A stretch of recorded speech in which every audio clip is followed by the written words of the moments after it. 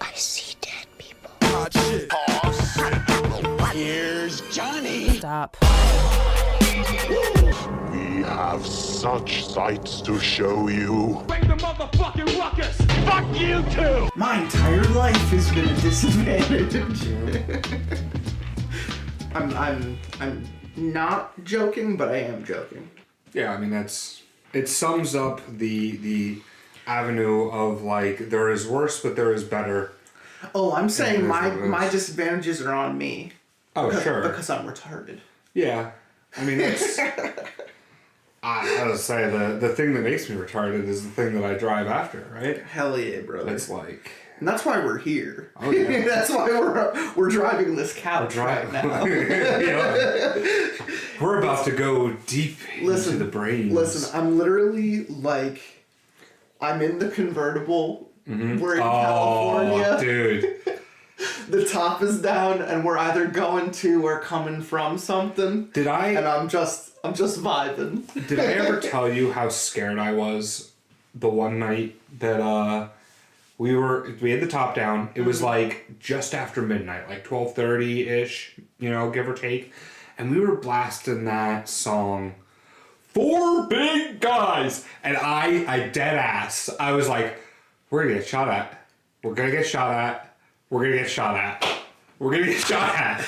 That's hilarious. And I had like, and in my head. Because I was, tell me. Like, I didn't know if it was from, because we were in like a, like not a super wealthy part of town, but like we weren't in the ghetto though. Well, but all it takes is one redneck. We were to be like, why are you singing that gay fucking song? No, it's outside LA, man. Everyone there is gay. Well, sure. And if they're not, they're Hispanic, and they're going to keep to themselves. Yeah. It's just that was the neighborhood we were in. We were either in Anaheim or we were in Los Angeles, and no matter where we were, it's gay as hell there. We were definitely in Los Angeles. Okay, yeah. Then it's gay as hell there.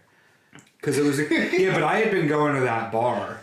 That's was true. Like down. You were seeing. So like I knew what area we were in. You were seeing a different side of it than I were. You were seeing a purposefully skewed perspective. Absolutely. And I was seeing surface level suburban houses. There was no one on the street. If there were people on the street, I wouldn't have done that. But it's like it's going on midnight. It's maybe going on 1 o'clock in the morning. We're coming home from either university or horror nights, and I have a gay song on really loud.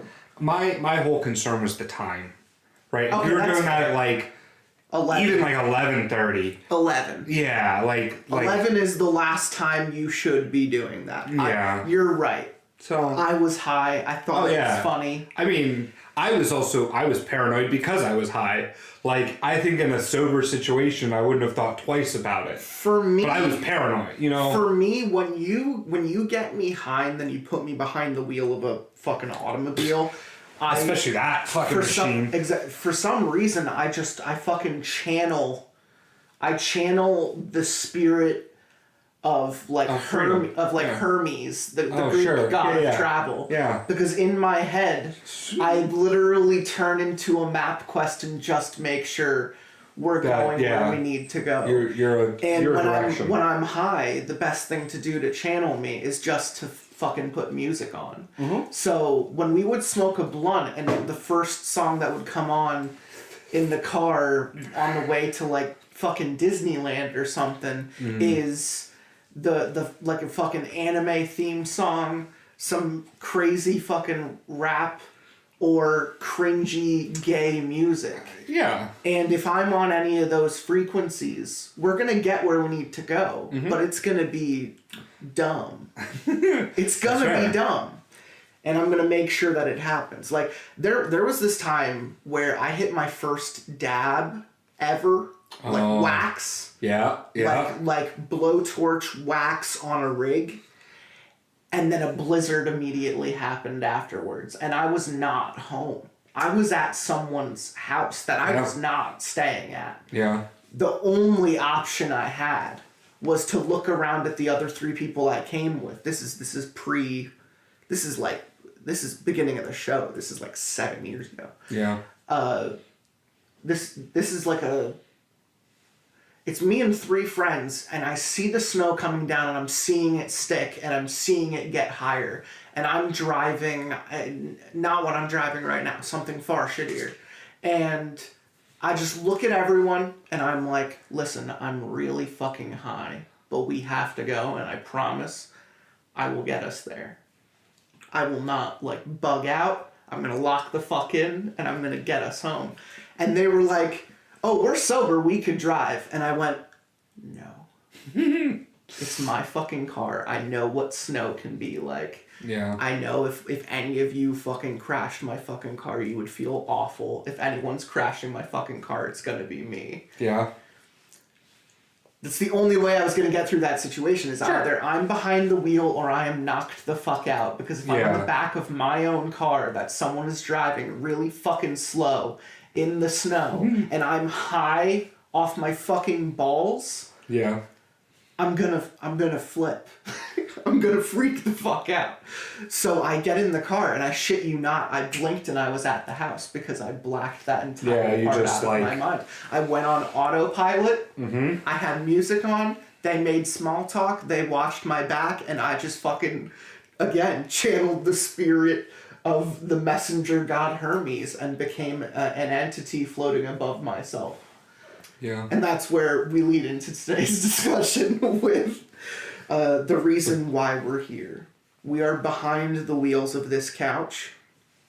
We're going 88 miles per hour mentally. Oh, yes. And we've crossed that line, and we're just kind of chilling in the in-between. The threshold of my mind is a 5-lane highway in California, and no one is on the fucking road. Yeah. And I'm driving a convertible, is what I'm saying to people. That is, dude, I am on the couch, I am there right now. It was beautiful weather. It was beautiful experience. Both of those trips to California have been quintessential. Have been, nothing could have gone better. I honestly, and like I know it's just kind of a minor thing, but I think that I enjoyed that as much as I did because of that convertible too. Like that little extra tune. That was the big one. Yeah. Because we had done it the first time and we drove a Mustang. Yes, we got, no. The first time we did it was the Beamer. The second time I said, hey, been there, done that. I'm okay with skipping that one this time. And then we got upgraded into a Mustang and went, right, perfect. Right, because we drove the nice car the first time and we said we can save money by doing a less nice car this time. And we still got there and they still upgraded us to a convertible. Yeah. For free. Yeah. I was mind blown. It's like California manifested it. They were like, oh, you had a nice convertible last time. You should have one again. Yeah. And I was like, I looked into the universe and I said, yeah. Yes, I should. You should. You're right. And then we went to Medmen's and picked up a ton of weed. It's poetry at this point because it rhymes. Yeah. Where am I? Exactly. Mentally, where am I? Mentally, we're entering a different realm. We're entering a different zone. How did you want... You said you wanted to start the show with an April Fool's joke. Yes, okay. So I have an April Fool's joke. Uh-huh. And the joke is that it's not April Fool's for you. But guess what? It's not April Fool's for me either. Right. But my April Fool's joke... And I will preface that I had very short notice, is I'm going to read this entire episode with no shirt on. It's going to get too cold for that. Perfect. All right. Perfect. I'm honestly usually either pantsless or shirtless in this room at most times. So when you're listening at home, the only thing I want you to know is that my nipples are really fucking hard. Not necessarily right now, but they will be. As we get into this story, when you think of all the juicy bits of this story, I want you to think about how hard my nips are. at this fucking story. I'm ready. At this exact moment. I'm ready. Okay, so maybe not at this exact moment. Yeah, not at this moment right now. If you had whipped them out and they were pierced, I would have got up and left. I would have left the room. Dude, I've always thought about piercing my nipples, but... Of course you have. But I have, like, my nipples they're not, like, big, but they're not, like, small. I would agree. I would definitely, like, I would rip that. Dude, I know myself way too well. It gets caught on, like, a shirt. It gets caught on anything of my life. Like, a keychain. Yeah. Fucking a car door. Yeah. As I'm getting in and out of cars, like, constantly.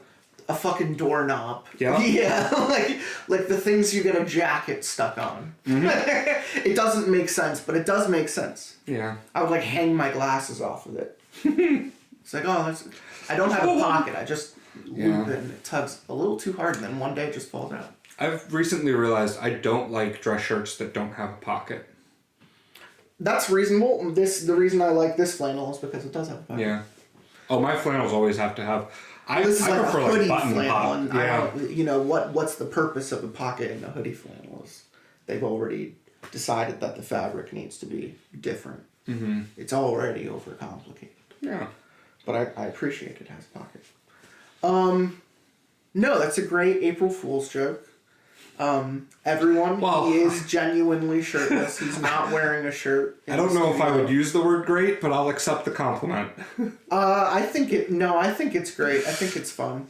Yeah. I'm tempted to join you because I think that would be like two guys chilling in a hot tub. Bro, I'm in. But I'm not going to because I already said it's gonna be cold. I already turned the heat off. It is chilly. So tonight's supposed to be the last cold night too. Till we get a little bit of a nice warm streak. So strap in, folks, and strap on, if you will, because it might be a chilly night tonight, and every time it is, we're going to remind you that his nipples are out. Mm-hmm. And that they are hard. It won't overshadow the story. No. But it'll be a casual reminder. Yeah. Okay? Is what you're getting on today's 2 April hours, Fool's 2.5 episode. hours, yeah. Something like 2. Yeah, let's try and do like 2 hours worth. We're gonna read 20 more chapters. Yeah. 19 more chapters. 19? No.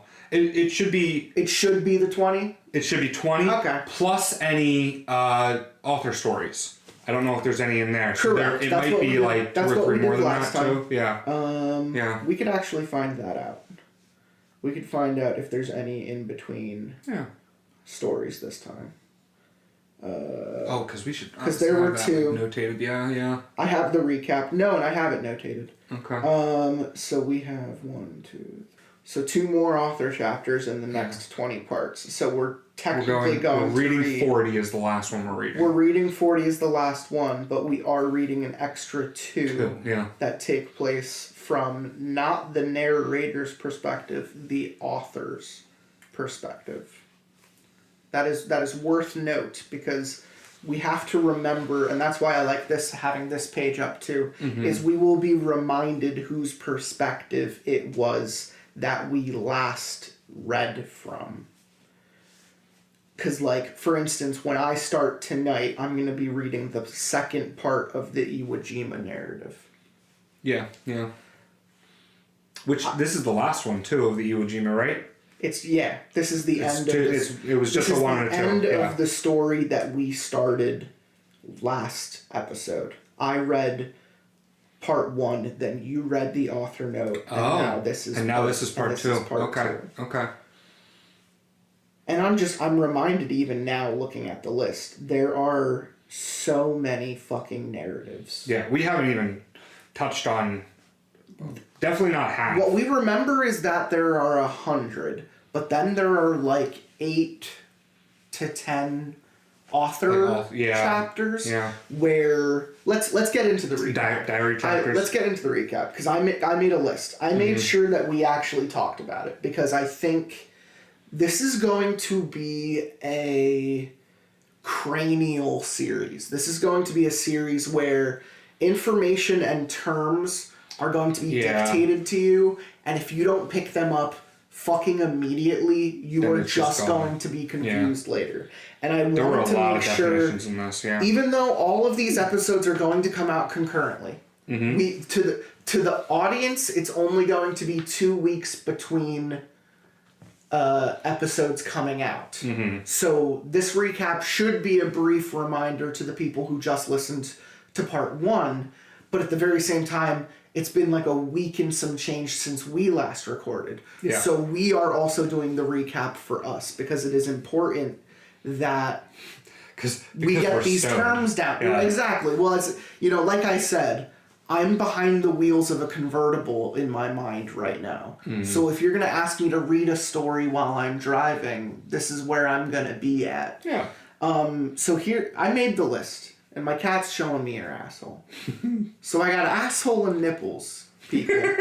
I got asshole and nipples going on right now. What a way to spend an evening. It's a good April 2nd. Yeah. Very good. Yeah.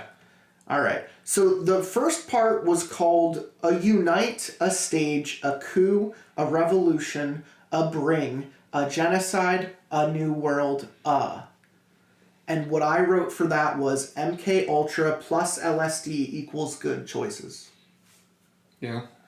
Because we're reminded that the CIA in the 70s, while they were doing MK Ultra, not only dosed the people, but dosed themselves. Yeah.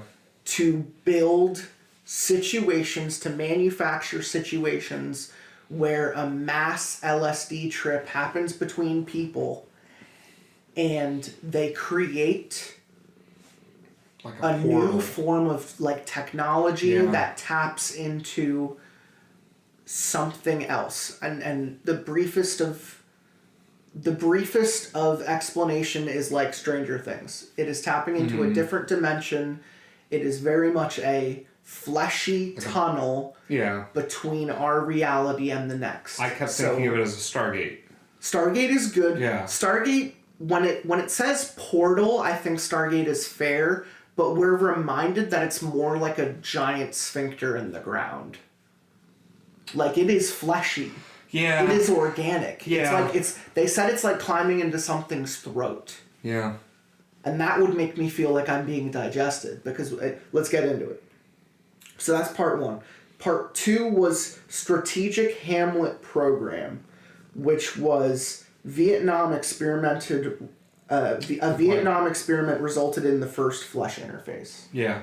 Is the reminder of that chapter, is that the CIA was purposely dosing small villages and then trapping them, keeping them in their village to see what they would create, starving them, not giving them resources, to put them in a series of high-stress environments for them to create this flesh interface.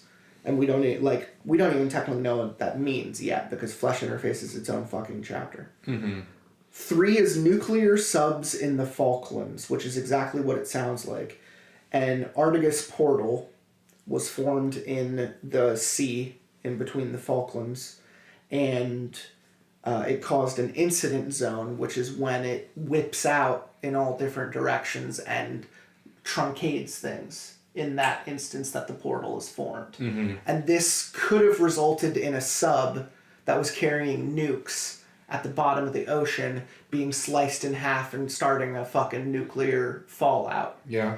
And it didn't happen, despite there being a portal there. And the narrator, the investigator of that chapter says, "Isn't that peculiar?" Just kind of points it out. That's also the first mention of chitinous cruciforms, which are like little arthropod aliens that pop out of the portal when it opens. So are they implying that the aliens stole the nukes? No, they're just implying... No, the sub made it to where it needed to go. It's just... It's interesting that the sub made it through the incident zone without being ripped in half. Yeah. Because it should have been. Anything else that was there, animals died. Anything organic versus birds inorganic. died, fish died, Yeah. water got sliced, people felt it, and the sub survived. It could have been a Philadelphia experiment. Sure. Is what they're saying. Harvest populations is chapter 4. That's describing that the Soviets were dosing their own cities, their own towns, their own people to see what would happen, and they also made flesh interfaces at that time. Mm-hmm. 5 is Dubai incidents, which is just a guy talking about what segmentation is, which is when a person gets caught in an incident zone and it slices off one of their limbs, but they can continue to walk, and it's almost like it's there, but you could like look right into it, and it's a perfect slice. Mm-hmm. And no matter when it happens, the people who get sliced always die in like 5 months' time. Yeah. Well, they're disfigured, yeah. Yeah, but it's not instantaneous. It's not instantaneous. Yeah. Someone who would take a catastrophic injury like that should be wiped out of existence like immediately. I remember the kids died sooner. Kids died sooner, correct. But they survived longer. In the through a flesh interface. Yeah. We'll get to that too. 6 is Elizabeth Bathory, but it's not about her. It's just mentioning her.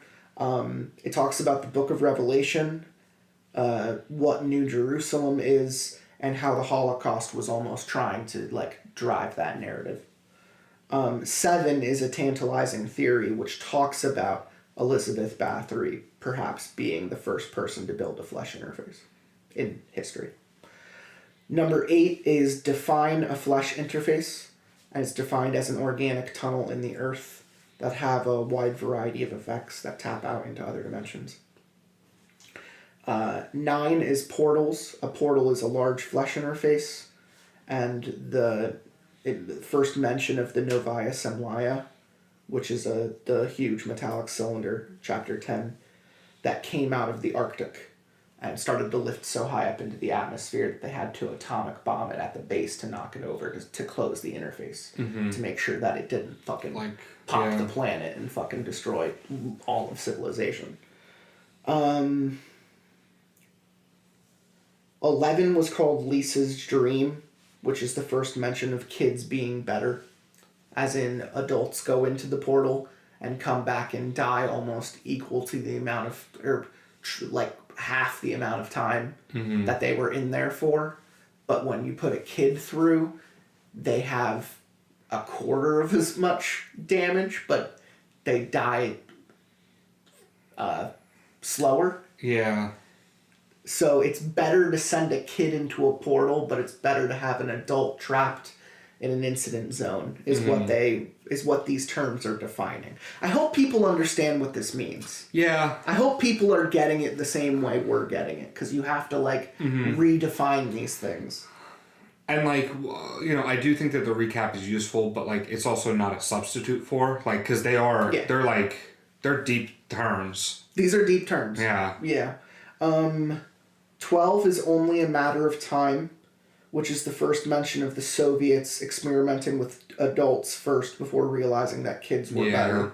That was the arms race of, they're going to do it before we do, so we might as well do it before they do. The moral conversation that we had last time. 13 was called The Village, which is the first side narrative, where it's about a soldier containing the first village in Vietnam, being the first one on the scene to contain the village, and they fucking killed everyone, and then they locked down the portal. They were we don't. I took a look at it, and we closed the tent, and we locked the fucking village down, but we murdered everyone first. Yeah, which is wild. 14 is called Encasement. Did they tell us how long they stay open for? No. So they come in and kill everybody, right? Is it just soon as the life force is gone? It's implied that once the tunnel is there, it's there. It's there. They have to choose to blow it up, to close it, because it becomes a thing. Yeah. So I really do think it's a lot like Stranger Things in the sense that, it is very much a literal thing, a gate, but it is an organic gate that has to be closed. Yeah. And the way they closed the Novaya Zemlya was in the earlier chapters by telling us that they fucking atomic bombed it. But gladly it was in the fucking Arctic. Yeah, so they were doing remote testing and it didn't bother anyone. 14 is called encasement, and that's the cocoon that people come back in after they go through the flesh interface and then return. Mm-hmm. Because it's implied that when someone, like in Lisa's dream, which is an earlier chapter, when someone goes into the area, they're kind of given their own LSD trip of what reality is, but it's not right. And then they tap into something else and it asks them to like lay down and go to sleep. And then the people come back and they wake up back in reality. But what they don't know is they come back like they've been like digested. They come back like in a pod, like a fleshy pod. Yeah, like everything's been sucked like out a fetus, like a what do they call that? The placenta. Like they come back in a newborn sack. That's what made me think of the Matrix. Sure, they come back in like a new sack, and they have to be cut out, and their hair has to regrow, and like it's not them, but it is them. Like they've just but it regrows super fast too. Exactly. Yeah. Yeah, really fast. But then those people die. Yeah. Like they die quick. Which I still think it's like what it's doing is it's digesting and reproducing. Yeah. Like it's almost it's recreating, regurgitating. But might be a good word. But it is a mother. Yeah. In its own sense. It's weird. And I think weird. the because it's the story's Mother Horse Eyes. The story is called Mother Horse Eyes. Yeah, I think Mother is the title. And Mother I think is the Horse idea. Eyes is the thing. You know? And that's what gets us to the interesting part. We'll get there in a second. Number 15 was called How We Lost the War, which mentions the Holocaust, the Second World War, how Germany was using the experimentation camps to do stuff like this. And then it's the first mention of Japan. They name drop Iwo Jima, but they don't talk about what happened there yet. Yeah. Then the first author chapter happened. Mm-hmm. After 15. And that was called Hello Friends. And that is an acid head, like an early stage acid head in their life, who's now drunk at a computer, writing all of this shit downstream of conscious because he's tapping into like a higher being, and he's channeling it, and he's writing these things down and putting them on Reddit because something has told him to. Yeah. It is awakened in his mind, and it has forced him to do this. So he's getting drunk, he's sitting at a computer, and he's word vomiting onto the internet. And that's how this entire thing is written. It's not the narrative. It's not who the story is about. It's who's writing it. He's doing an aside the same time he's telling us about these things. But during the aside, he mentions how he is fighting for a future that may have yet to pass. And it's just implied that, like, whatever this mother is, it's coming. Yeah.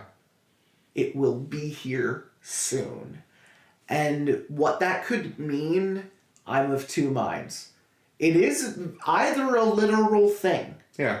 It's a horse eyes. A portal will give birth to the creature they describe later. Mm-hmm. And it won't be good. Or it's a metaphor, and the portals are just going to rip the fucking planet apart. Sure. Because they mention, like, incident zones and shit. Yeah. So, I don't know where they're going to go. Just demolish everything. And 16 was fun. Mm-hmm. Magical Space Pussy. That one was about the Manson family being, like, MK Ultra dropouts. And how Magical Space Pussy is how a member of the Manson family defined a flesh interface. Because they had said one was out in Death Valley. Mm-hmm. That someone had opened one out there. And they defined the person who did that as Uncle Adolf. Mm. Which the narrator thought was Hitler. But Manson family was 70s, and it's just unlikely that it's him. So. Just somebody going by that name. 17 was called Euphoria and Terror, and that's the effect of a flesh interface on. Because let's describe the stage of a flesh interface. Sure. a small population of people are forced to do acid and then trapped in that situation for an extended amount of time. Mm-hmm. Together, I assume their energy, their minds, sometimes their bodies, I'll say just like a end almost up ritualistic. forming. Yeah, ritualistic is a good way of saying it. How somehow forms a portal that pops into reality, and when it pops into reality, scientifically speaking, a shock wave is released from that point that then starts to truncate reality, but like slicing through the air, like someone did a razor wire through the universe all at once. And it's devastating. It wrecks people and buildings and ecosystems, but that's the only way it forms. And once it's formed, it is a fleshy, colon-like, throat-like interior. You could choose to experiment on it, or things come out of it, and those are the only terms that we know. Sometimes things come out of it. We've heard of the Novaya Zemlya, which is a giant metallic cylinder. Cylinders seem to come out of them a lot. It looks like alien technology. That's how they've defined it, as alien technology. Aliens have come out. Technically speaking, they're like little grubs, little shrimp, arthropod, like little chitinous cruciforms, they're called. And then other times, they put people in them. And we described adults come back and they live like half as much time that they were in there for, and kids come back and they last a little bit longer. But that's all we know so far. Yeah. About that. Euphoria and Terror is the chapter that defines how, when it first pops, even though everyone is like cut in half and still alive, they start to like laugh a lot and then scream a lot. And that's how they define Euphoria and Terror. 18 was called New Mommy. It's the first description of Mother Horse Eyes. A kid goes in, comes back, and defines something as something with a goat face held together by tendons that has like a sagging jaw and a different animal's body, but it has like big horse eyes. It just looks like a mutated fucking creature. 19 was called Embrace, where they mention the sensation of entering and returning from a flesh interface. What it looks like to the author, the investigator, is those, for some reason, Japanese rape porn that takes place in subways. How a innocent young girl is immediately group accosted by a gang of men who just absolutely use up that person and dump them out like trash. And it's an interesting and sexual and sad thing all at the same time, because that's what the flesh interfaces like look and feel like. Yeah. Because it's just forced upon you. 20 is called The Island, and that was the last chapter I read, which was about United States soldiers going up the beaches of Iwo Jima after an interface had been opened there. So the soldiers they're finding are like cut in half, but like waving and smiling and like losing their shit and dying. And then the U.S. forces show up and they don't even have to shoot anyone because everyone is just fucked already. Yeah. Which is cool. How they're kind of taking like real world. It reminds me of Watchmen a little bit, where it's like they're taking real world shit and they're like twisting it to be like, don't you know this is what's happened there? This is why you know this. It wasn't an atom bomb that was dropped there. Like, yes, we dropped an atom bomb there, but it's because we were closing a fucking portal that they opened there, and that's why we did it. Like, the conspiracy theories that come out of this alternate universe narrative is interesting. Yeah. Yeah. Gotta keep it from the public. Right. Shut it down. The last thing we read and the last thing you read was the Simple Nemesis, which was the second author note. And that entire one was about beloved author Philip K. Dick, who wrote like Total Recall and what inspired Blade Runner and like he wrote all of those sci-fis in the 80s. He was a huge acid head apparently. And the things he wrote about exactly. The things he wrote about, this author defines as tapping into the same universe he's tapping into. Sure. That dude is just taking what he sees and writing fiction about it, not knowing that details of what he's writing might actually be true under a certain light. He's writing from the perspective of someone who is like a faucet that is slowly being opened and it's just happening. I feel like more like a prophet. Yeah. Yeah. He defines Philip K. Dick as someone who just kind of taps into that energy, doesn't become a spigot for it, you know? I wonder if he's almost going to turn into the martyr. It's weird. I don't know. I don't know where that's going to go necessarily because it feels like it's a frame. You have a really nice picture. The best way to do it is to link it all together. You're giving it something to link it all together. At the very same time, though, I'm like, I care more about the terms and I care more about what's happening over here than why it's happening. Sure. But I like the what. Yeah. We're also in a standpoint where, like, technically, theoretically, the story skips that part of the story. It does. You know? It's providing it merely as context. Yeah. And I don't mind it. Yeah. I don't mind it. I think anyone who steps into their own narrative and says, by the way, as I'm posting this to you on Reddit, fuck shit happening. Yeah. But I'm going to continue posting my stuff. So by the way, here's the rest of my stuff. And then they step back in like fucking 20 chapters later and they go, hey, by the way, I just want you to know. Like, mom's almost here. So here's the next part of this chapter. So it's I almost interesting. wonder if it's like I'm drunk enough to write, but I'm not drunk enough to write the story. You know, like that might be it. Yeah. Yeah. Like that might be the purposeful frame. Like, hey, I'm still in the writing mood. You know, I'm still typing away. Like I'm in that, but I don't have the clarity or the vision or the however he wants to define that connection to the story. Yeah, I mean, whatever gets this person, because what we realized pretty much immediately that we didn't talk about yet is that, like, all of this stuff is being posted one after another, like, hour by hour on certain days, I would like, say 8 years ago. We're at, like, day 3 or something of writing? Yeah, day three of submissions, and the narrative keeps hopping all over the place. So the last narrative we had was...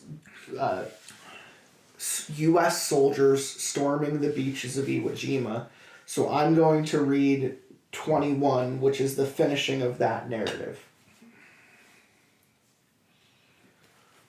Nipples out. Nipples out.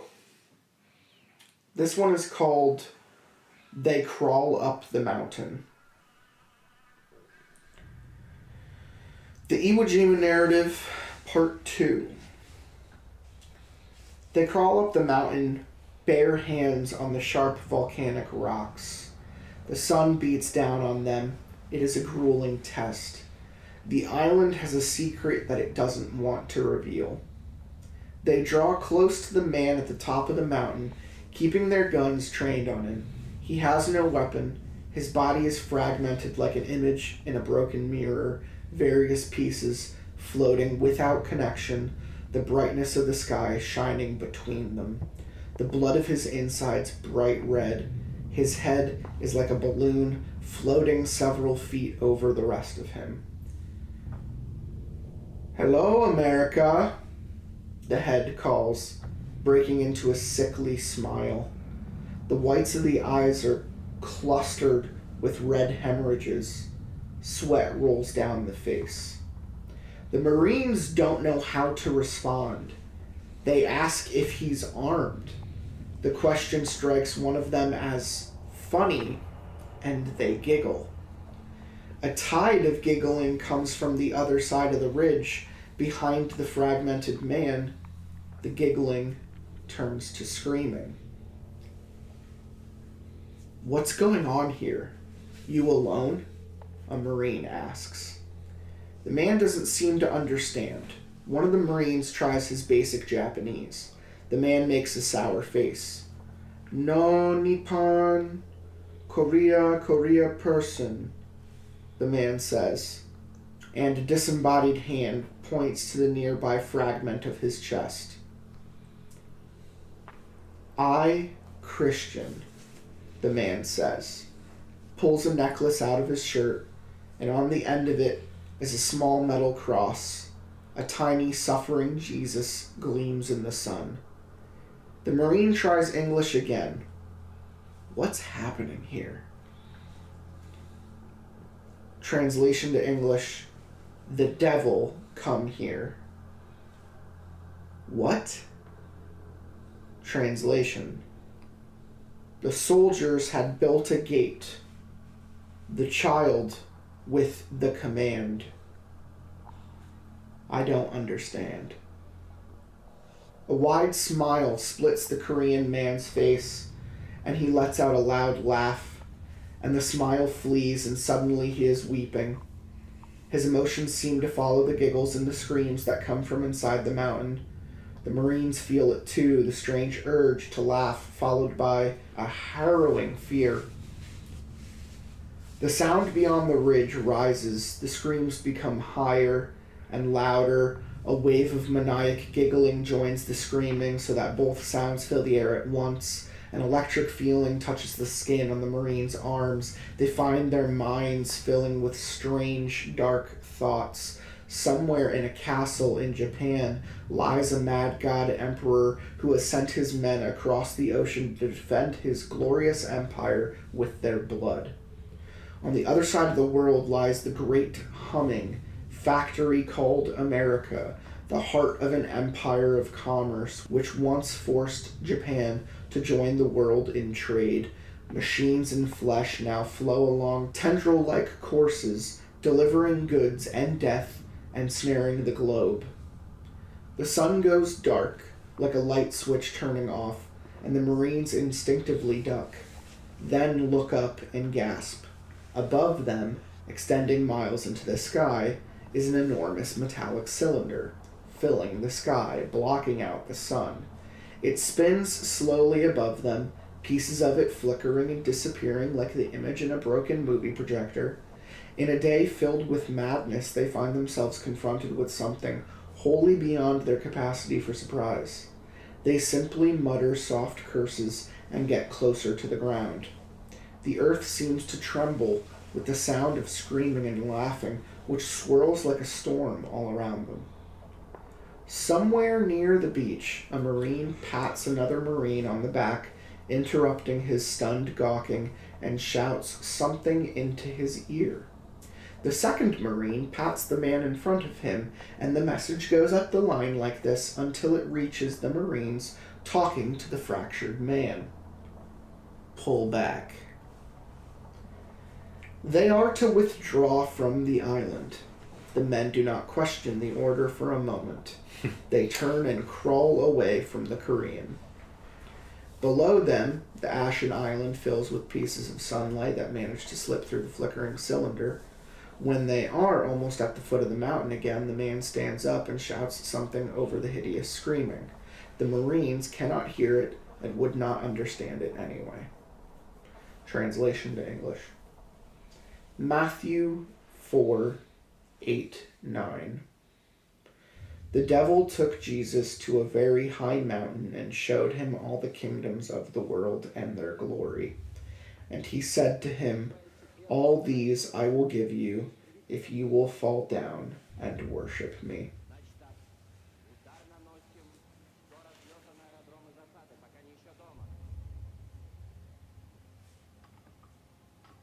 Wild stuff. Yeah.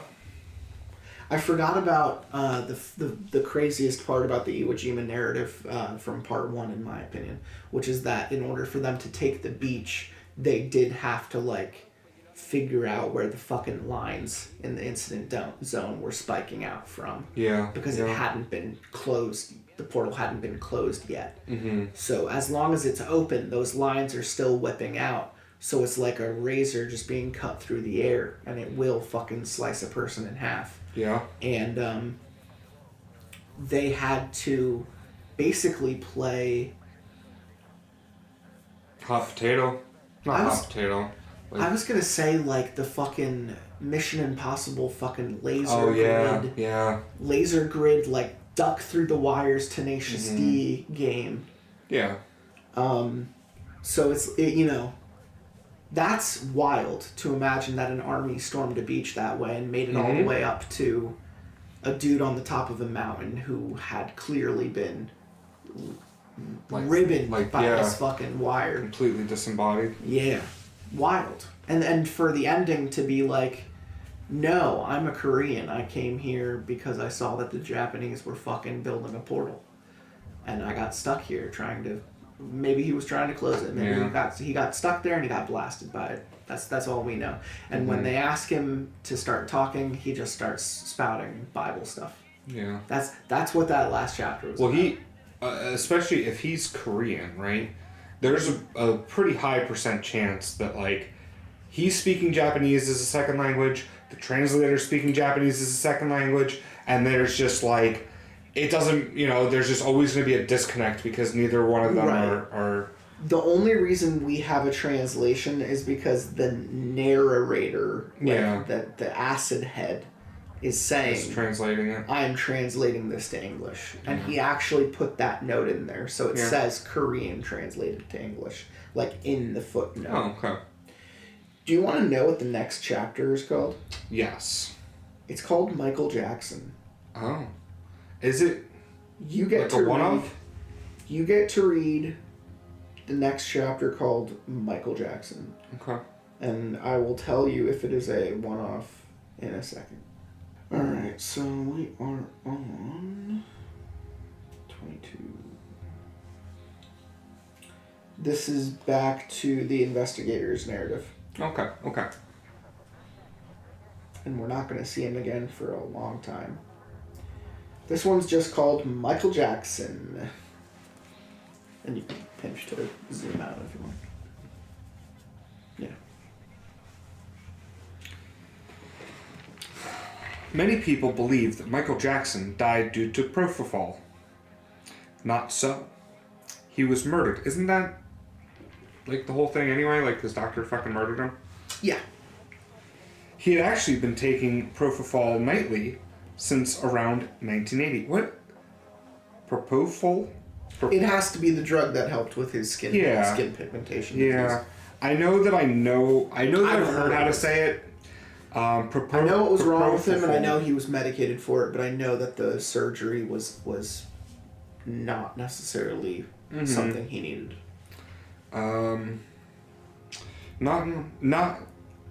He had been taking it nightly since around 1980, not in order to make himself sleep, but to suppress REM sleep. After several months of REM sleep suppression, the user becomes receptive, in other words. They enter the same state achieved by prolonged continuous immersion in aerosol LSD. The brain can physically restructure itself simply through it. By reordering thought, one can physically reorder the brain. LSD, or long-term propofol,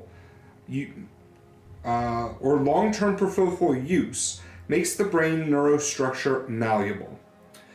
High energy rays from outer space are able to penetrate the body, and these can lead to random mutations and cancers. And sometimes they lead to changes that are not random at all. Changes that have been intentionally programmed. Changes designed to bring about civilization-level transformations. Michael Jackson was unaware of all of this. He merely knew that propofol allowed him to enter a sort of waking dream state of heightened creativity. The side effects were horrifying paranoia and obsession, but he felt that he was strong enough to endure these side effects. The success of Thriller seemed to vindicate his theories about propofol, and unfortunately, he was damned by his own success. So how did he die?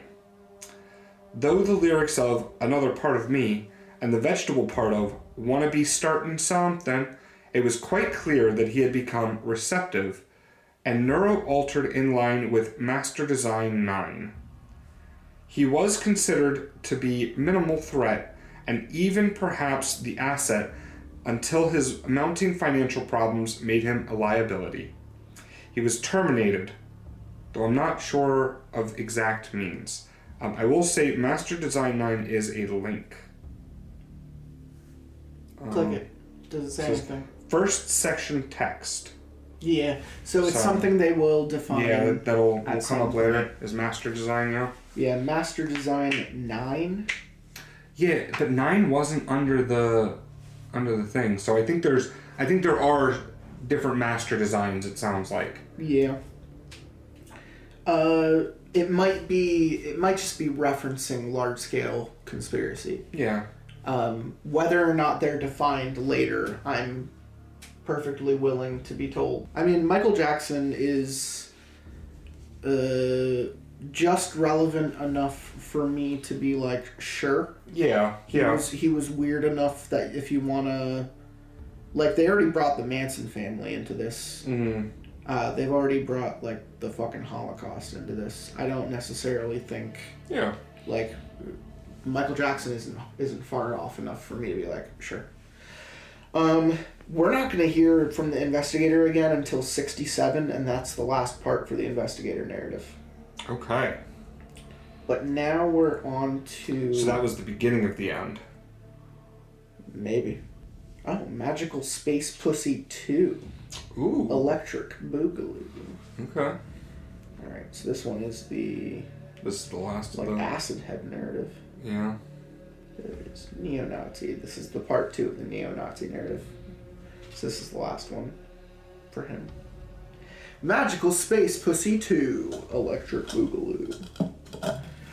I suppose it's time to tell you what happened inside the Magical Space Pussy. You can believe me or not. What do I care? I'm the guy who's been inside the Magical Space Pussy. My life has been pretty much downhill since then. I mean, fuck Neil Armstrong. What did he see? A bunch of gray rocks. Big fucking deal. I saw a chooch grown out of the side of a canyon. Top that, NASA. You tang-drinking cocksuckers. Anyway. Where am I? Where was I? Ah, yes. Uncle Adolf. So I was living in Death Valley, hanging out with the Manson family, and Charlie kept mentioning this guy, Uncle Adolf, and I figured he's talking about Hitler because he's sort of into this white supremacy thing. But then I started realizing that he's talking about a guy who's still alive. And then one day, the guy showed up. They asked me to come over to their cabin, and this old guy was sitting there, white hair, deep tan, lined face, pale eyes. He introduced himself as Adolf, and he's got a German accent. He made no secret of the fact that he was an ex-Nazi. This made me nervous. That's kind of something you keep under your hat. He said he found Charlie at Berkeley, that Charlie was perfect for my purpose. Perfect for my purpose. I asked what his purpose was, and he said, testing. I kind of shrugged because I really didn't give a shit about his little coy answer, and I got up to leave when this mongoloid motherfucker they call Clem punched me straight in the face, and suddenly I was on my ass. There were a couple curls there, and they jumped on me and held me down and tied my hands behind my back. If I had known what they had done to Sharon Tate, I would have been unspeakably terrified, but as it was, I was merely really, really scared. They tossed me into the back of a dune buggy and drove out into the desert. It was midday, and the sky was just one giant glare, and we drove for over an hour. Eventually, they got me out and hauled me down into this deep, sandy arroyo, and they started marching me down it. They had put wooden stakes into the ground at various points, and when we came to them, they seemed to be really careful to always stay in between the stakes.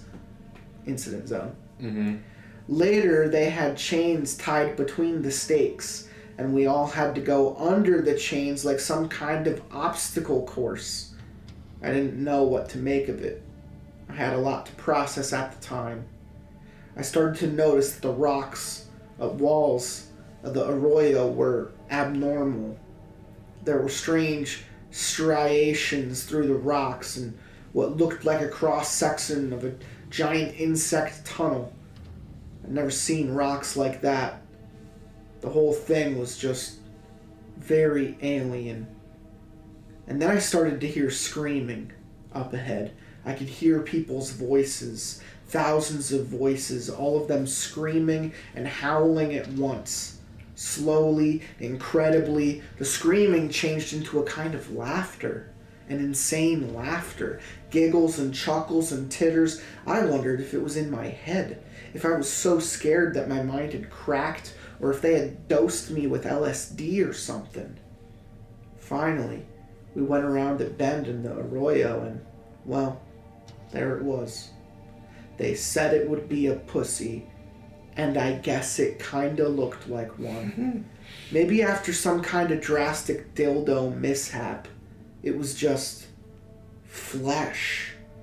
Wrinkled, lobed, flabby flesh growing out of the rock like mold or something. It had hair and pores and freckles. Some of it was pale, some of it was black. It was taller than me, and in the center there was an opening, pink and wet, like a pussy.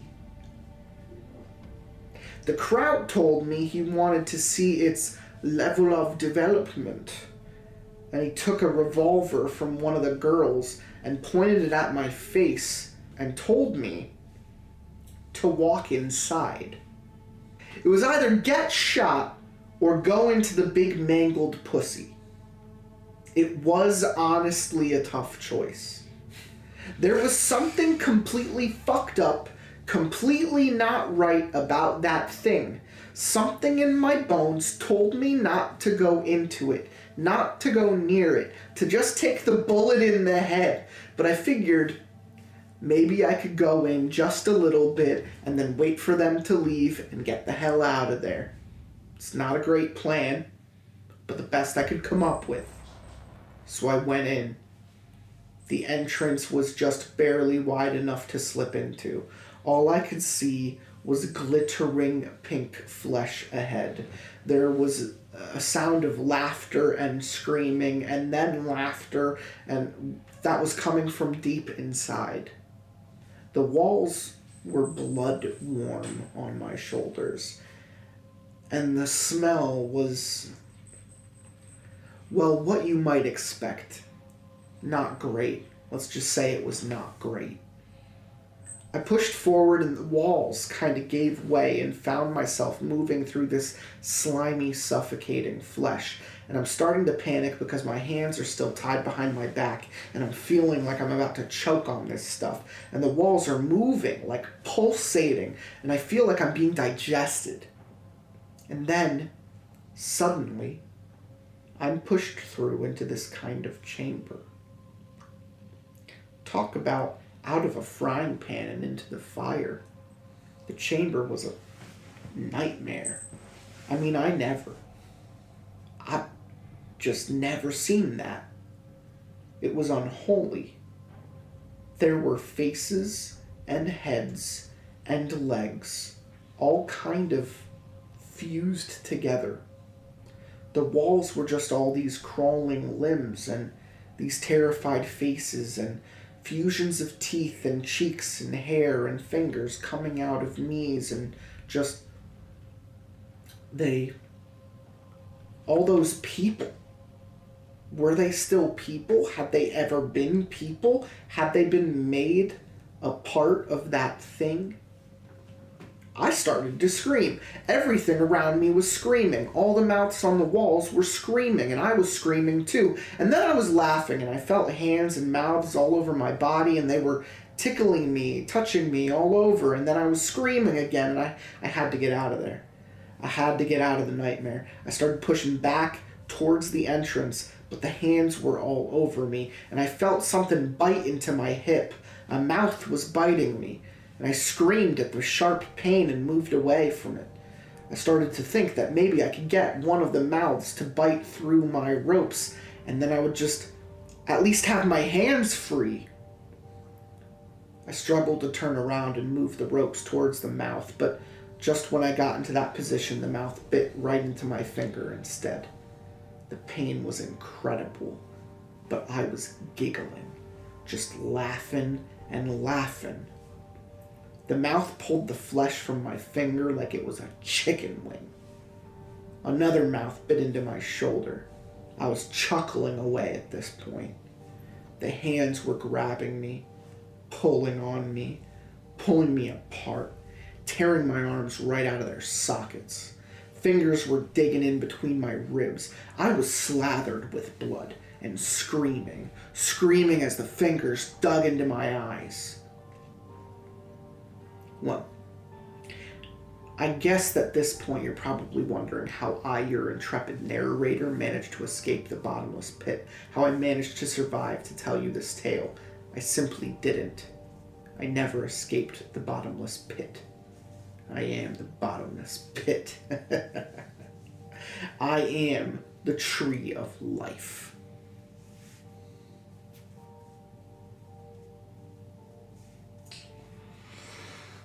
So it's the idea of like the hive mind. I think it's more this dude is permanently dosed with LSD.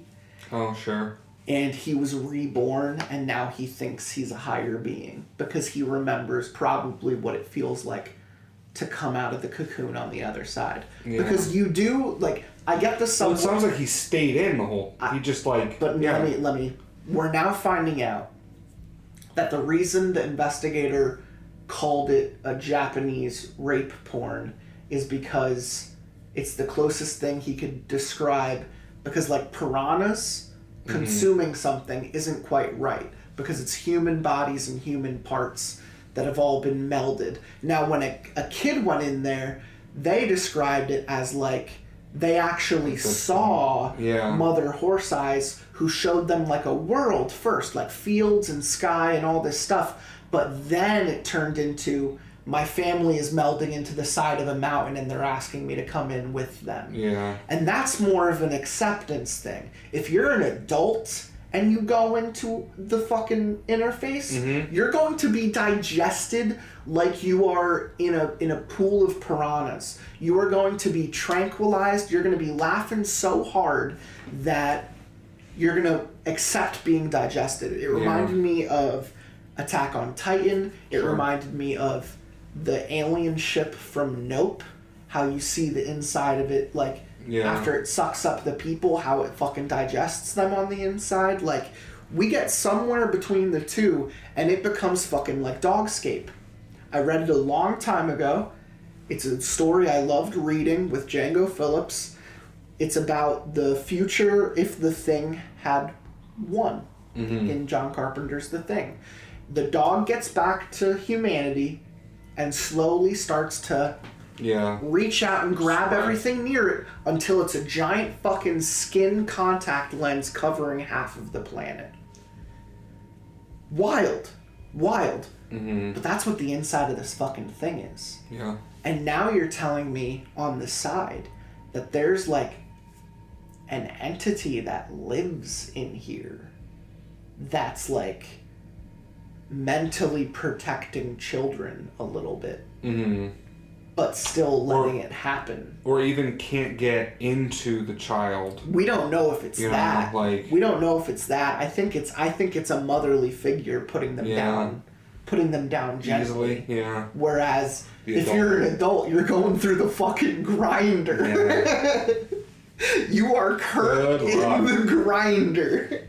So anyway, the neo-Nazi describes this sequence as basically going through the grinder, and I think he doesn't remember dying because he wakes up outside of it, reborn, because I think it is you. You do get digested. You also get shit out. Yeah. It's weird. It's weird. You are going to read post number 24, which I believe is the CIA officer's narrative. Okay. The guy who's just kind of note-taking for the government. Mm-hmm. And this is part 24. The CIA researcher's narrative. And this one is called The North Korean Situation.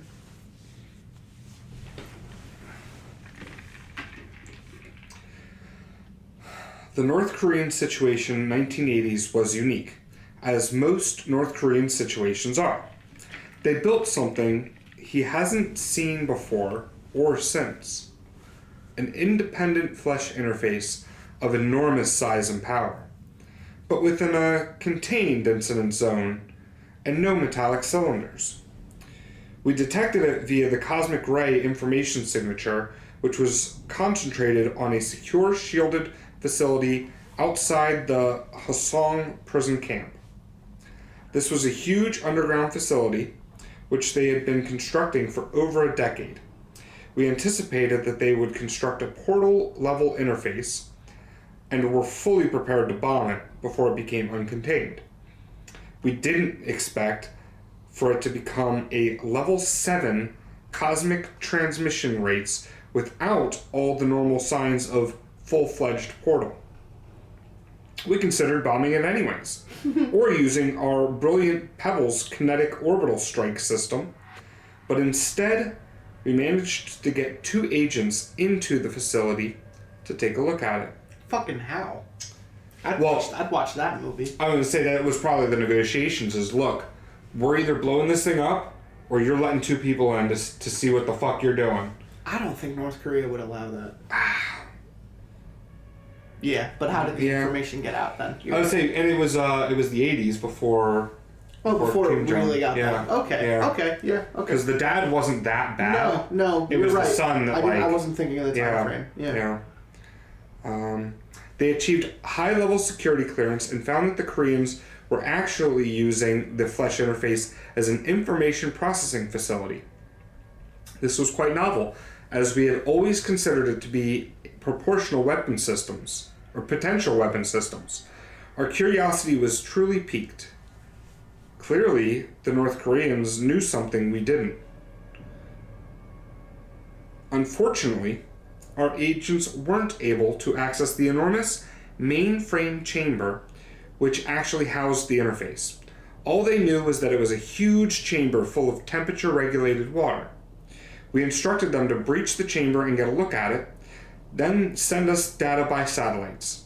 We knew full well that it would probably cost them their lives.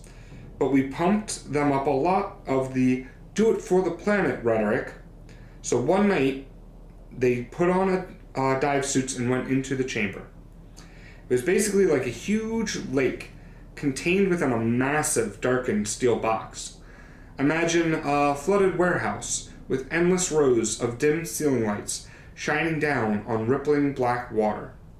They jumped into the water and pretty quickly they picked up some pretty interesting audio signals with varying frequencies.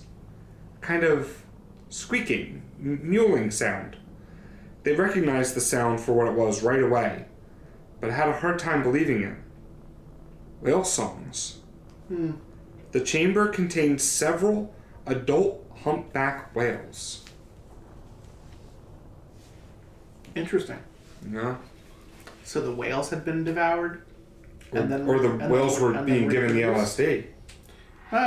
And like their whale frequencies were transmitting at different frequencies than humans. I wasn't sure if they were like consumed. Yeah. Though. I don't know if that's... No, because they said that was the interface that they were housing the portal in was filled with whales. Yeah. It's interesting. Yeah. Why do I always have to read the fucking weird ones? I was gonna say, I've had some pretty good ones lately. 25 is called How Do I Explain Mother? Fuck me. 25. I get to read the mother shit. Here's mother. 25. Here's mommy. 25. 925 is the Mother Horse Eyes narrative. This is the one and only? There are 3. We already read one of them. Okay. Number 18 was the part 1. There are only 3 of them, though. How do I explain Mother? ? How do I explain Mother? What was she? And then a bunch of Russian. Oh no, Greek. Interesting. Greek to English, Revelation 17:5. Great Babylon, the mother of prostitutes and the abominations of the earth. I used to lie in my bed, the blinds pulled against the summer sunlight, listening to the sounds of the other kids playing outside. I laid there for hours, not sleeping, wondering who had made Mother. She was made from all different sorts of animal parts. One of her feet was big, a heavy hoof. The other was a tiny little kitty cat paw. I could hear her clumping around downstairs. Her smell, the smell of cigarettes and diseases, was everywhere in the house, pooling in the darkness. Slowly, night would come, and I would imagine floating out of my window, floating up into the deep starry blue, looking down at all the houses shrinking into tiny boxes, the clean breeze blowing on my face. Oh, how I would cry in my little bed. I was very young when Mother first came. I had another mommy before her, a good one who wore pearls and had a voice like music. And then one day I got sick, a fever. I was crying all day and it went on for weeks. I guess my first mommy didn't take it anymore. One night she left forever. When I came down for breakfast the next morning, this new thing was waiting for me in the kitchen. At least, I think that's what happened. Mother never talked. She just snorted and made horse sounds. Awful. Her parts were sewn together with yarn, and there were patches of wet burlap. I didn't see her eyes until she had been there almost a year. Have you ever seen horse eyes up close? They're like a goat's eyes. They have a sideways pupil. I would come home after school, and there would be kids sitting at the breakfast table. She gave them medicine, so they did whatever she wanted them to. It made them just sit there, staring and shaking. And then she would take them down into the basement and make them into things. She tried to make me do it too, but I didn't want to. I realized she was afraid of the Bible. I realized it had power. Blood power. When I read it to her, her different pieces would shudder and pull apart, and she would howl like a wolf, and blood would run from her segments. The Bible brought transmissions from the cross that floated in the red summer sky. Everything in time is arranged around the epicenter wherein the nail drove into Christ's hand. Lines of possibilities radiate outward from it. Kingdoms rise and fall. Men grow and die like flowers in a field. Then some more Greek translated to English. Revelation 17:8. The beast that you saw was and is not and is about to come up out of the abyss and go to destruction. So this person fucking lived with Mother. Mother is a literal thing. Yeah. Mother is a literal monster that possesses children. I think it either does something to them, wants them, thinks about them. It is a means to an end. Something is going on there. And then you get to read Breached the Underwater Chamber, which looks like a continuation of what you just last read. Yeah. So more CIA guy. So 2 of our agents had breached the underwater chamber containing the North Korean flesh interface and found nothing but several humpback whales. Now this was a head-scratcher. We knew it was a flesh interface because of it receiving information-rich rays coming from outer space. Yet how could it be taking the form of hunchback whales? All previous interfaces had taken a decidedly less conventional form. While the agents decided to get a closer look, there were 3 whales, 2 adults and a calf. They appeared normal in every respect, though it was difficult to get a close look at them. They seemed to be in quite a bit of distress, though the agents were not biologists and had a limited understanding of what whale distress looks like. The agents noticed some of the low frequencies, percussive sounds coming from the bottom of the chamber, which was entirely hidden in darkness. So they headed towards the bottom, a distance of several stories. There they shined their lights around and made a fairly alarming discovery. Bones. Enormous curving rib bones and jaw bones and vertebrae. They were apparently whale bones. They noticed a large circular gate on the floor of the chamber, which was closed at the time.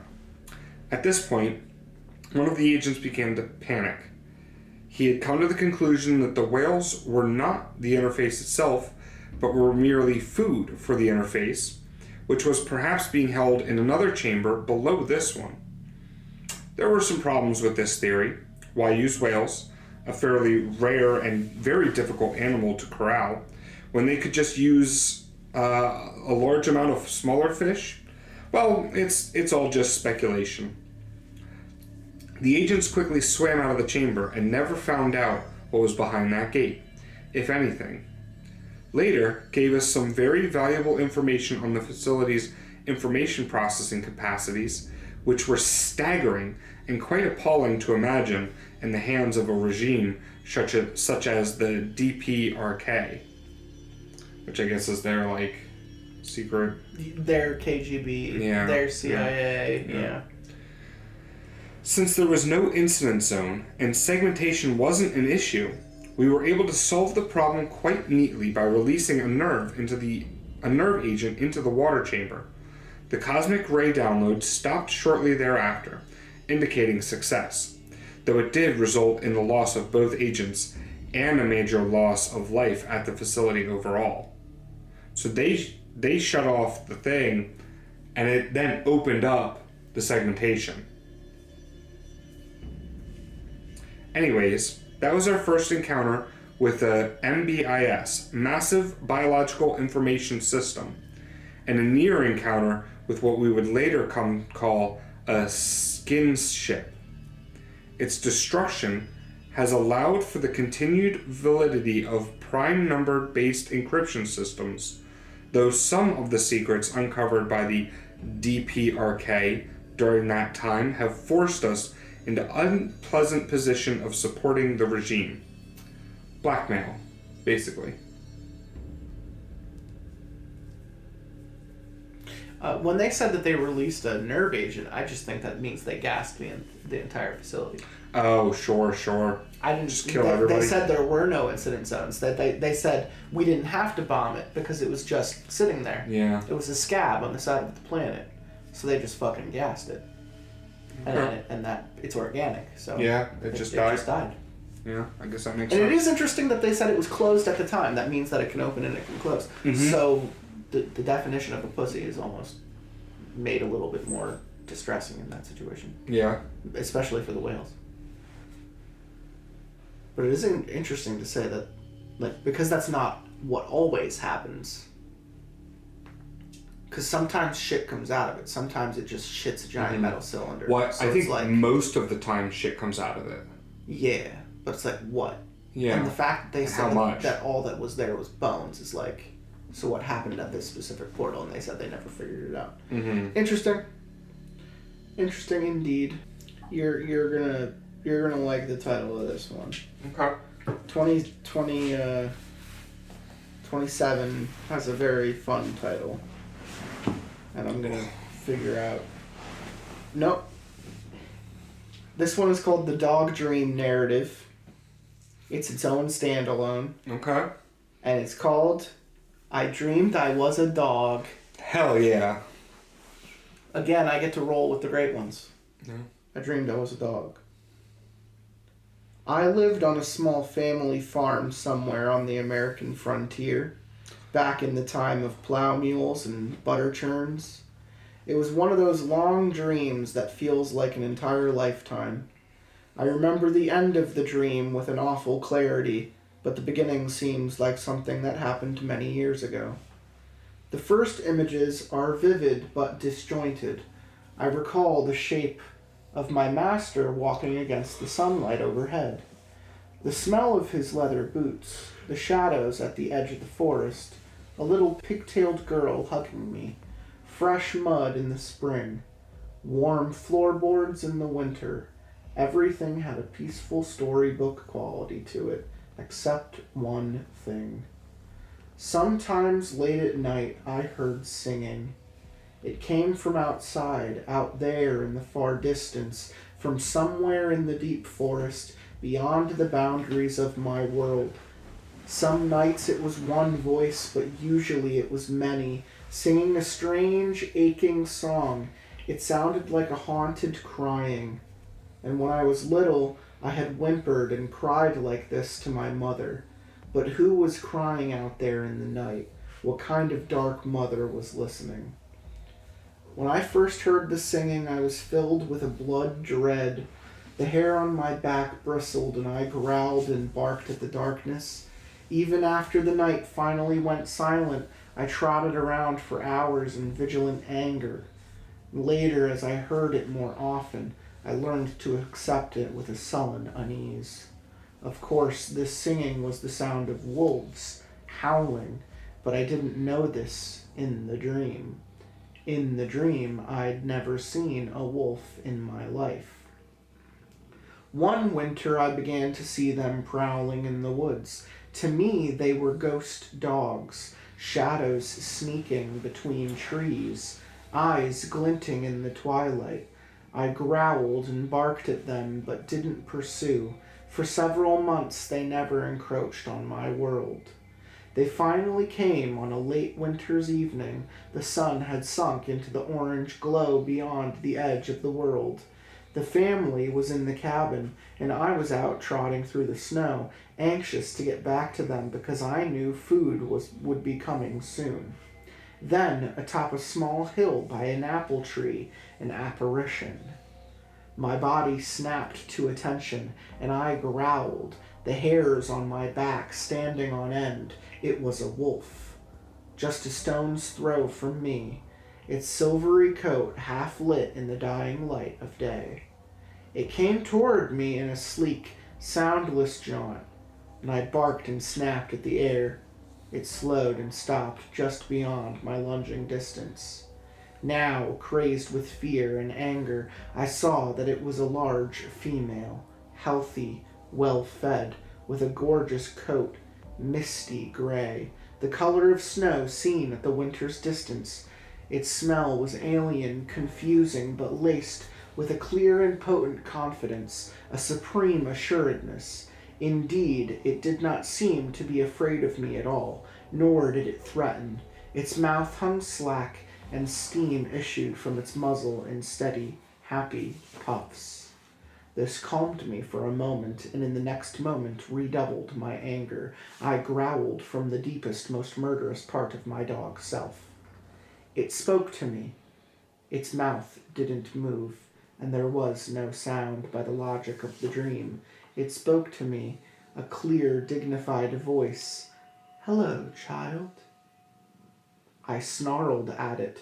It took another step forward, and its eyes caught the last of the sunlight, glowing in a fantastic array of yellows. Those eyes, rimmed in jet black like mascara, projected a powerful allure, an otherworldly glamour. "You bark and snarl, but look at my face. Am I not of your kind?" it asked. I could not answer. I could only growl softly. "Is my face not like your mother's? Do you remember her?" The sudden scent of distant memory came to me, and I felt a pang of loneliness. I had not seen my mother or any other dogs since I was small, since I had come to the farm. My only family had been the people I lived with, and a few of the more tolerant pigs.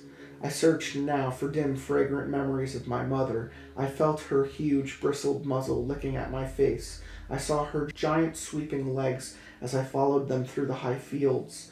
She seemed taller than a horse then. I remembered the softness of her teats, feeding from them with my brothers and sisters. What had become of my family? I had spent every day with them, and then one day all gone. The wolf paced back and forth now, keeping a small distance from me, its eyes ranging over the farm. Again, I saw some strange, haunting glamour in them, something that glittered with secret, distant power. The people in that house, they're not your family. We are. We share ancient blood, it said, its voice deep and resounding with the rhythm of wisdom. My master had a voice like this, but it didn't have the total authority of this alpha female's. I saw with alarm 2 dark shapes come over the hill by the apple tree, more wolves. Moving silent with heads lowered, I barked at them. You hate us and love them, but do they love you? What are you to them? Aren't you the lowest of low? Always getting the last of the food, the smallest scraps. Imagine living differently. Imagine taking your own food, killing, drinking lifeblood, being master over others. The 2 other wolves slunk down the hill, the skin on my back tightened again, but the strange hypnotic power of the alpha wolf held me still. You could leave this house and come with us. We range the forests. We've seen rivers wider than this whole valley, mountains that go up into the clouds, lakes with no end but the end of the world, places with no houses or men at all. You could be with us. We could be your brothers and sisters. The other 2 wolves came closer. They were unmistakably females, both young, well-muscled. Their confidence was not an absolute as the alpha wolves, but they showed no fear as they came to me. I smelled on them a strange longing, a deep winter's desire for warmth. The alpha wolf stepped closer, close enough that her streaming breath tickled my nose. Her eyes danced with cold, burning light, and she spoke in a voice that made my blood hum. Outside your life waits everything you've never known, she said. There are worlds, child. There are ecstasies. I then recognized the allure that lit her eyes, the unspeakable longing that glimmered in their depths. It seemed this whole time to be some fantastic alien desire reaching out to me from a distant world. Perhaps it truly was, but more simply than this, it was hunger. Plain hunger. That ancient, unsleeping hunger, older than the first furred thing that ever gave rise to the races of dogs and wolves and men. Hunger had brought this wolf across rivers and mountains and endless frozen plains to meet me in that moment. I can still see her face, the final image of the dream before the other wolves tore into me and I died and I awoke. Her face with eyes that spoke of open loneliness. Her face so noble and gentle and motherly. Her face as beautiful and ancient as the stars. Shit's crazy, bro. So, This acid trip guy who's writing all this shit is just really shooting from the hip sometimes. it actually, honestly, probably is subconscious from the first episode a little Stories bit. like this, you know? yeah. The next chapter is 28, and it's called Bleeds and Sweats and Peas LSD. What? What do you do when a child who bleeds and sweats and pees LSD suddenly goes missing? Where am I? There you go. We conducted a massive search. As massive as we could manage. Almost every mentally elevated CIA department was involved. We didn't trust anybody else. We never trust anybody else. Shit, we don't even trust ourselves, considering that it was one of our own who had taken the child. We searched for about 2 months, but never really turned up any leads. Since every other returned child had died within a few days of being freed from their amniotic sac, we scaled the search down pretty quick. It's one thing to search somebody like Bin Laden when everybody knows you're looking for him. It's another thing to search for somebody you've had just worked quite hard to erase from official existence so you would be free to perform tests on her. We felt that the search itself was more of a security risk than the missing child, since she was almost certainly dead. There was also a feeling that maybe it was for the best. Maybe she would survive. Maybe she would live a happy life. Maybe it was not best to know. Mm-hmm. But then, about 7 years later, we learned what happened. If you allow me to wax philosophical for a moment, I'd like to quote a poem from Archelaus that I've actually never read. Even in our sleep, pain, which cannot forget, falls drop by drop upon the heart until, in our own despair, against our will, comes wisdom through the awful grace of God. While I'm no literary scholar, I believe this means learning can hurt sometimes. So she had survived. Her genes came up in our program to collect a global genetic snapshot, a total bondongle, by the way. But where was she? In some Russian laboratory? Living out in the jungle? Being worshipped as a god at some doomsday cult like Johnny Hatu? Floating through space in a bubble to Jupiter and beyond? Estonia. She was found in Estonia in a Swedish-speaking village on the island of Hiiumaa. Hiiumaa. Hiiumaa? Yeah, I mean, yeah. Yeah. She was living a normal life. Apparently, the issue with the bio-LSD had resolved itself after detaching from the placenta. Otherwise, anybody who got a kiss from her would have found themselves going on a very strange journey. Hell yeah.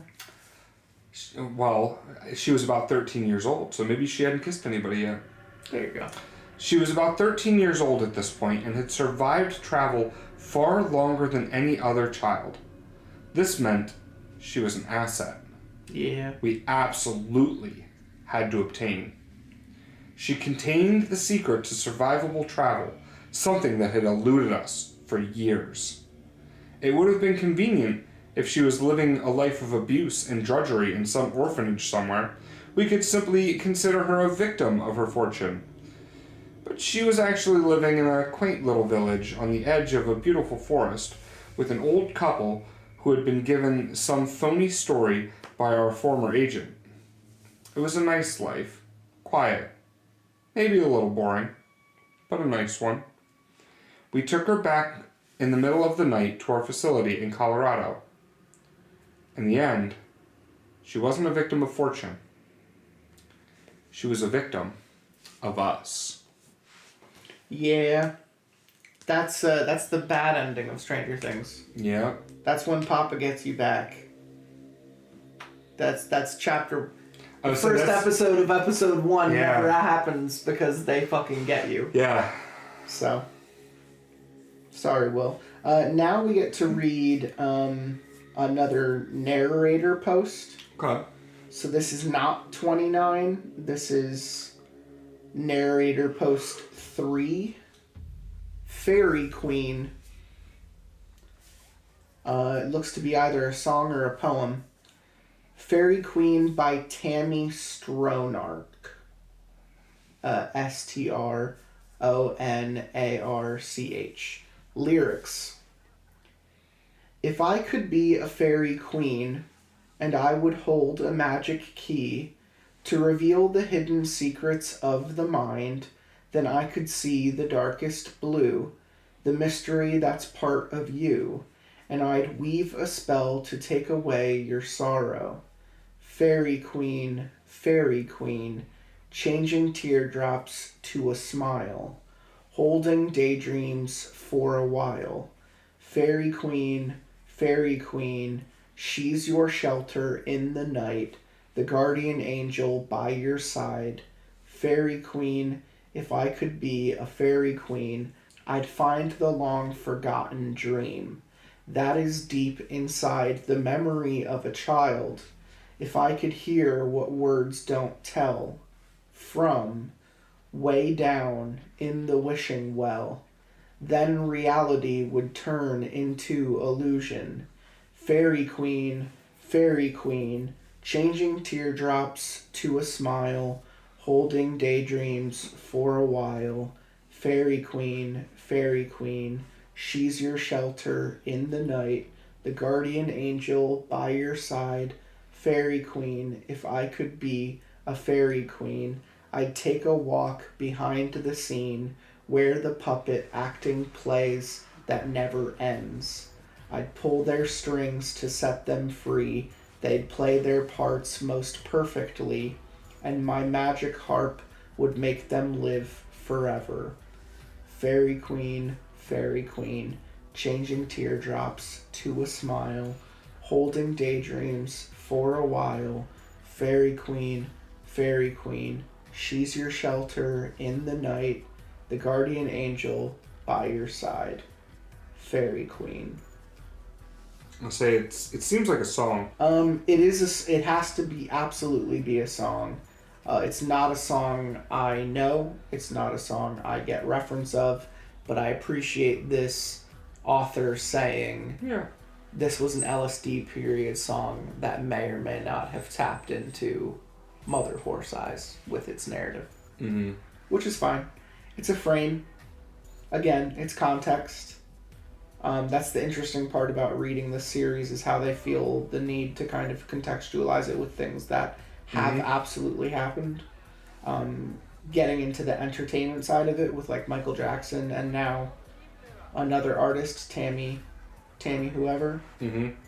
Interesting. Hey, guess what? The next chapter, chapter 29, is called That's Interesting. That is interesting.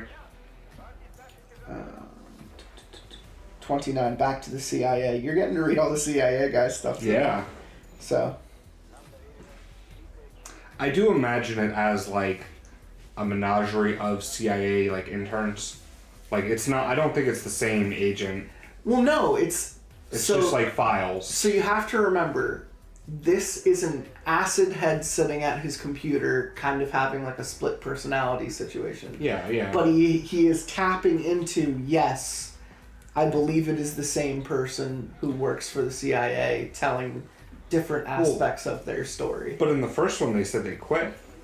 Yeah, but I think he's saying, I quit. This is what happened that made me quit. Like, this is all the stuff I witnessed when I was in the program. Yeah. I'm telling you right now, I don't work for the program anymore, but here's the shit I saw when I was on the inside. Okay, that's fair. It's post-program. That's interesting. That's interesting. When I worked for the CIA, we found that animals could often survive travel through the flesh interfaces much better than humans could. Alright, we're putting my cat in. Let's do it. We regularly had success sending dogs and cats, though. There you go. Somebody hit upon the idea of sending some Garotula relogos, Hillmina, through the interface. Ants? Because they were adept at limiting sounds. Let me see. How do you spell that? Hill and then Myna. It's a bird? Yeah, okay. It's a bird. Yeah. Oh, like a canary in a tunnel. Yeah. I guess that's okay, fair. that makes sense. I guess that's fair. I don't think a bird is gonna do too well in a giant vagina, but okay. Yeah. I mean, humans don't do very well, so. Yeah. This was the next best thing to sending a tape recorder. The interfaces did not accept non-living objects. We worked on grafting a tape recorder to a turtle, but this was unsuccessful on several levels. We sent the birds through, and they returned unencased, but covered with the typical fluids. Those of us who subscribed the alien theory had high hopes that they would record alien speech. They came back imitating a strange, flute-like speech music. The music was quite interesting, though having all the birds sing at once created a distinctly unpleasant effect. Somebody in the department ended up killing all the birds, though. We never found out who. It was Wilford Brimley. Yeah. Yeah, no, that's awesome. That's fun. That's a weird one where I never thought that they would experiment with animals. Yeah. But there you go. we're given reason to believe it. I mean, honestly, I'm surprised that they did animals after humans. Just because they could. Yeah, like they probably should have done the animals first. Oh yeah. Yeah. Yeah, even mice, chimpanzees, they talk about Laika in the other chapter, like it felt like the space race. Mm-hmm. Sending a dog to space. Alright, so now we're at 30, which is a completely new narrative, another standalone. This one's called The Aftermath Narrative, and the chapter is called Incinerated. So this is a completely new guy, completely new perspective coming out of nowhere. Might be connected to Iwo Jima, maybe? After the orbital arrays incinerated the city, they dropped our platoon in to take a look around. We had seen it before, an endless graveyard, everything ashes, ash buildings, ash people. For 6 days we trudged through the dead city before finding the first sign of life. On the edge of the blast zone, before frozen winter fields, a small flowering bush. Perhaps the heat of the bombardment had tricked it into blooming early. We all looked at it for a silent moment and quickly moved on. We were young and tired and just miles from the rendezvous. Yet sometimes at night that silent moment returns, and I see them fluttering again in the cold, uncaring wind, doomed flowers, soft and pale. Short, simple, to the point. Yeah. You get to read the next author post. Let's check out 380.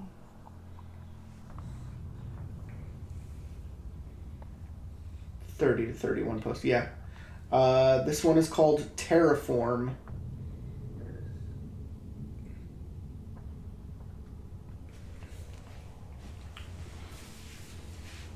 So I read through that? Yeah. Yeah, you can continue. Yeah.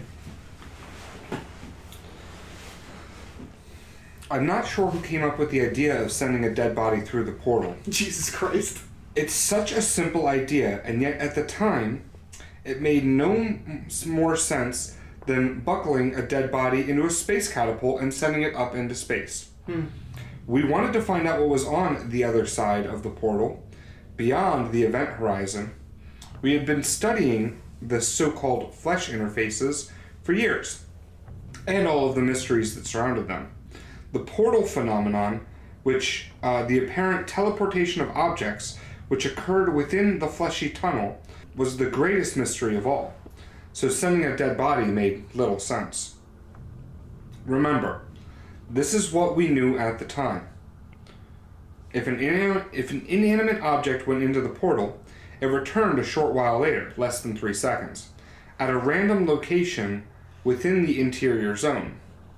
Cameras and sensors picked up nothing of interest. If an animal went into the portal, it sometimes returned either alive or dead. Most returned altered. If a human adult went into the portal, the person was likely to return, but would either be dead or too altered to describe the other side. Those who returned alive died shortly after. If a child went into the portal, the child was likely to return alive, but was invariably altered. However, the altered was relatively mild, and some even remained cognizant. Unfortunately, information gleaned from them was cryptic and seemed to generate more questions than answers. Because they're fucking kids. And They Yeah. don't know how to describe any of their shit. They all died shortly after. Yeah, god damn it. Sending children through the portal was distasteful to us for obvious reasons, and we were searching for an alternative. One day, why is he saying we? One day, during an experiment, somebody was about to send a group of genetically altered mice through when they didn't notice one of the mice was dead. Perhaps out of curiosity, they sent it through anyway. All of the mice came back alive. This was obviously of great interest. Now we were not only dealing with teleportation, but resurrection. Of course. Jeepus Christ. Yeah. Raptor Jesus. I mean, it is lending itself back to that. It's taking it out, like it's taking whatever in and just like cloning it. Yeah. And it doesn't know that it's dead. It's just, No. that's the thing It's you gave taking me. the I'm thing. making another one. It's taking the snapshot and just running with it. We immediately started sending all manner of dead animals through the portal. We joked that if the portal was actually some kind of alien office mailing tube, they'd probably be pretty pissed about all the dead rodents. Most of the animals were rejected in the manner of inanimate objects. But Just appear somewhere else. yeah, randomly. Okay. like if it's been dead long enough that it knows it's inorganic now. But occasionally, if they were quite freshly dead, they would come back alive. Yeah, there we go. Not only that, but none of the returned animals seemed altered at all. This was exciting. Naturally, we progressed to people. We wanted very fresh, very intact corpses, so we had to face the question of how to kill a person with the least harm. As the official recommendations absurdly phrased it, we settled on a method of stopping the heart with electricity. I would have said lethal injection. Very neat. The first 16 subjects were rejected by the portal.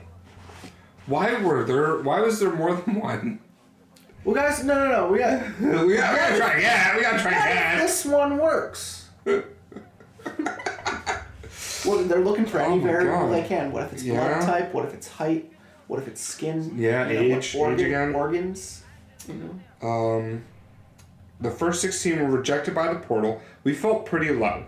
In our attempts at resurrection, we were racking up quite a body count. Finally, the 17th subject came back to us. Not only that, but he was cognizant and seemed entirely unaltered. Now, finally, after decades, we were able to find out the secret of the other side. In 63 BC, the Roman general Gnaeus Pompeius Magnus marched his soldiers across the kingdom of Judea and laid siege to Jerusalem. Its heavily fortified capital city, known to history as Pompey the Great, he was 43 years old at the time and one of the most powerful men in the world. An ascendant general tasked with expanding the mightiest empire on earth. In his dealing with the occupants of the obscure kingdom of Judea, he surely had become aware of their particular devotion to a mysterious god, which they worshipped to the exclusion of all others. A strange notion for a cosmopolitan Roman accustomed to bustling marketplaces of competing gods and cults. He knew that at the heart of Jerusalem there stood a temple, even more well fortified than the rest of the city, where the curious god resided most angelic statues of gold and other symbols of occult majesty. This temple was the holiest site in a holy kingdom and contained within its walls a small sanctuary of chamber known as Kodesh Hokdashim, or Holy of Holies, where the very presence of this god was said to dwell in the darkness. Nobody in the kingdom was allowed into the Kodesh Hokadesh except the high priest. and then only once a year, on the Day of Atonement, to sprinkle animal blood on the ground as an offering. The Kodesh HaKodashim was separated from the rest of the temple by an elaborate curtain, and the high priest was required to ritually cleanse himself before entering. It was said that any unclean person who entered the Kodesh HaKodashim would be met with death, and legend has it that the high priest only entered the sanctuary with a rope tied around his ankle, so that if he died therein, he could be pulled back out. I mean, I know these stories of the temple, like from childhood. It makes you think. It does. It does. There's still more. There's still a lot more. You may continue. Unless you don't want to. No, I'm in. The nips are getting hard. Just to remind everybody, in case you've forgotten, Nips are hard. the nips are hard. Always.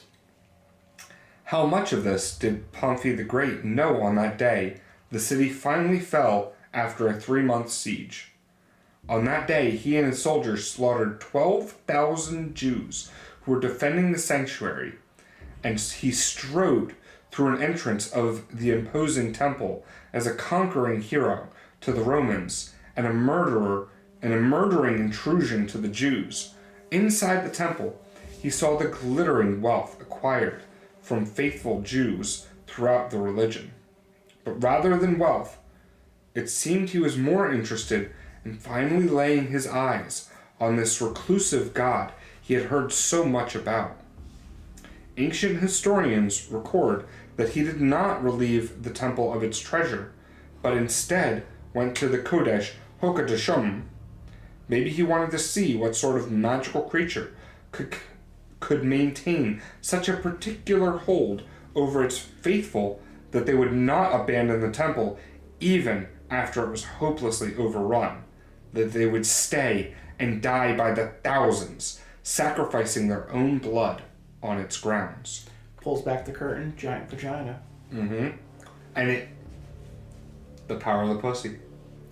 And he's like, let's pack it up, boys. Mm-hmm. I was here the whole time. Let's get out of here. Perhaps he was unaware of the tales of death that surrounded the Hodesh Kokonota. Perhaps I swear to God, you're saying it. I say it different every single time. A different name every time, but I know what you're talking about. Yeah, the Kodesh, I say the same way, because it's 2 words. It's Kodesh, and then HAKODASHIM. I need to see it. Hakodashim. Hakodashim.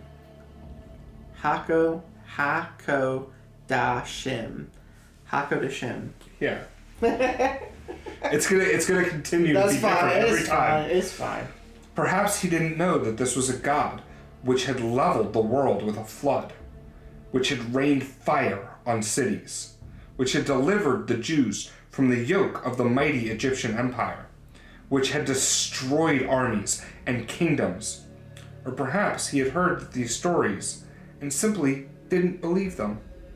At any rate, history records that he went into the inner part of the temple and pulled back the curtain which hid the Hodesh HaKodashim from the world, so that he might stand and gaze upon the very presence of God. Of course. We know he wants to take a look. There is a line break after that. The man was an illegal immigrant from Honduras.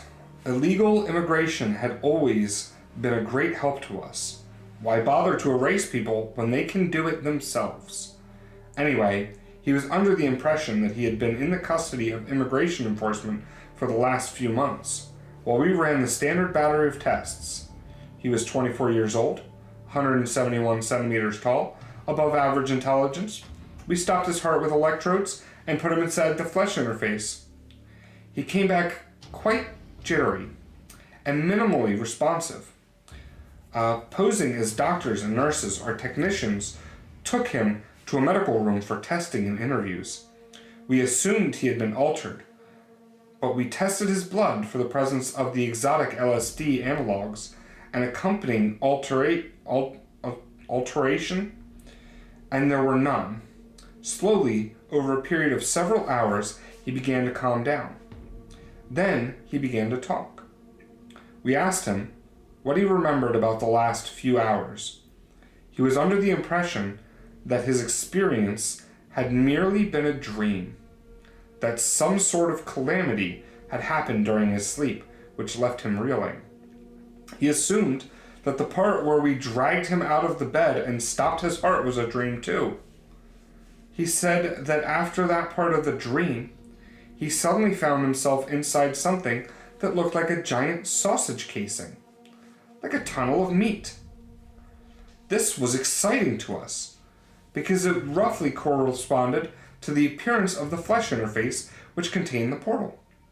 But given how he was brought into the tunnel interface dead and returned within the interior zone, he couldn't possibly have seen the interface tunnel.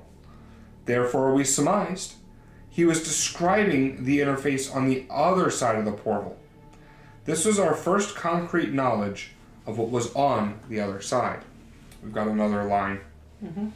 What did Pommy expect to find? He keeps going between the two narratives. He's saying, remember when we put a dead body in there? Yeah. We're going to see what also the first guy to ever theoretically figure it out, find one, maybe what happened. Yeah. What did Pommy expect to find on the other side of the curtain? In many Roman temples, there was an image of the honored god accompanying some of the central place in the structure. It can be assumed that he expected to find one of these. He did not expect to find the actual presence of God. Could he have possibly expected this?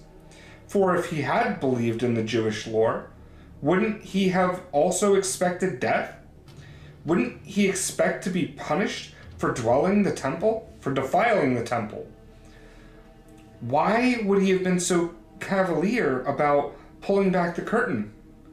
Perhaps, in his polytheistic mindset, he assumed that his God, who had seen fit to give him yet another glorious victory, were more powerful than his backwater Jewish God.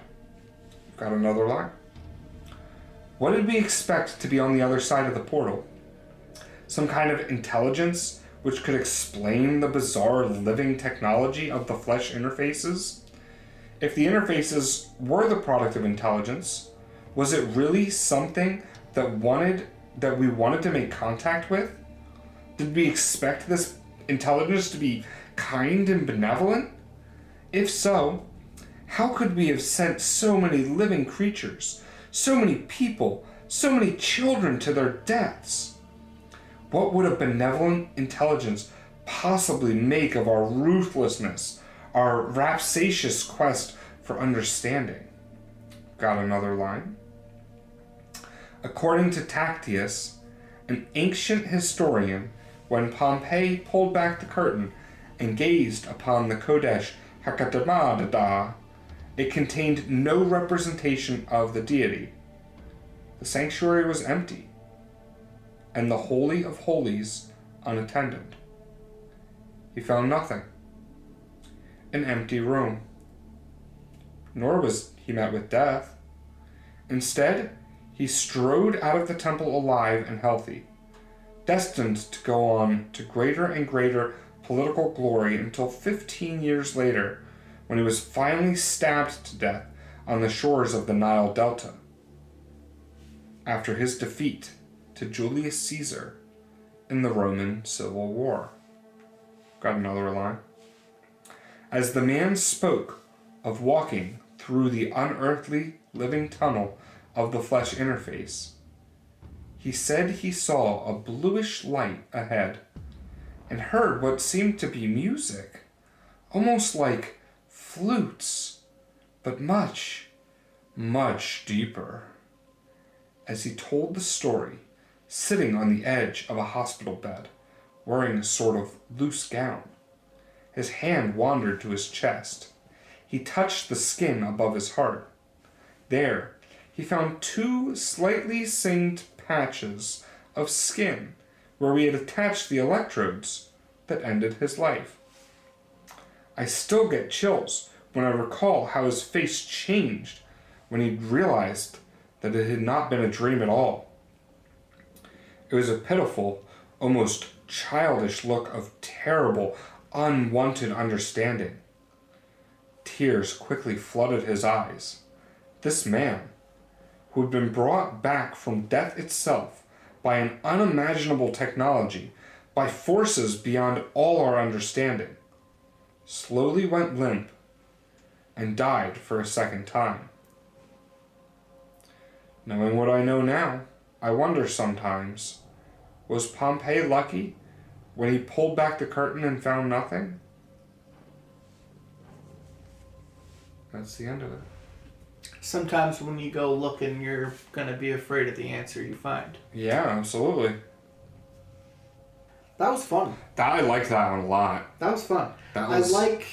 I like that this guy has enough nuance to be like popular story, something you probably heard when you were in Bible school. Yeah. I'm gonna tell you, when they were sweeping out polytheism from monotheism, and there was the war of the religions way long ago. Mm-hmm. So and so went into this church, and it had always said that this is where you see God, this is where you convene with God.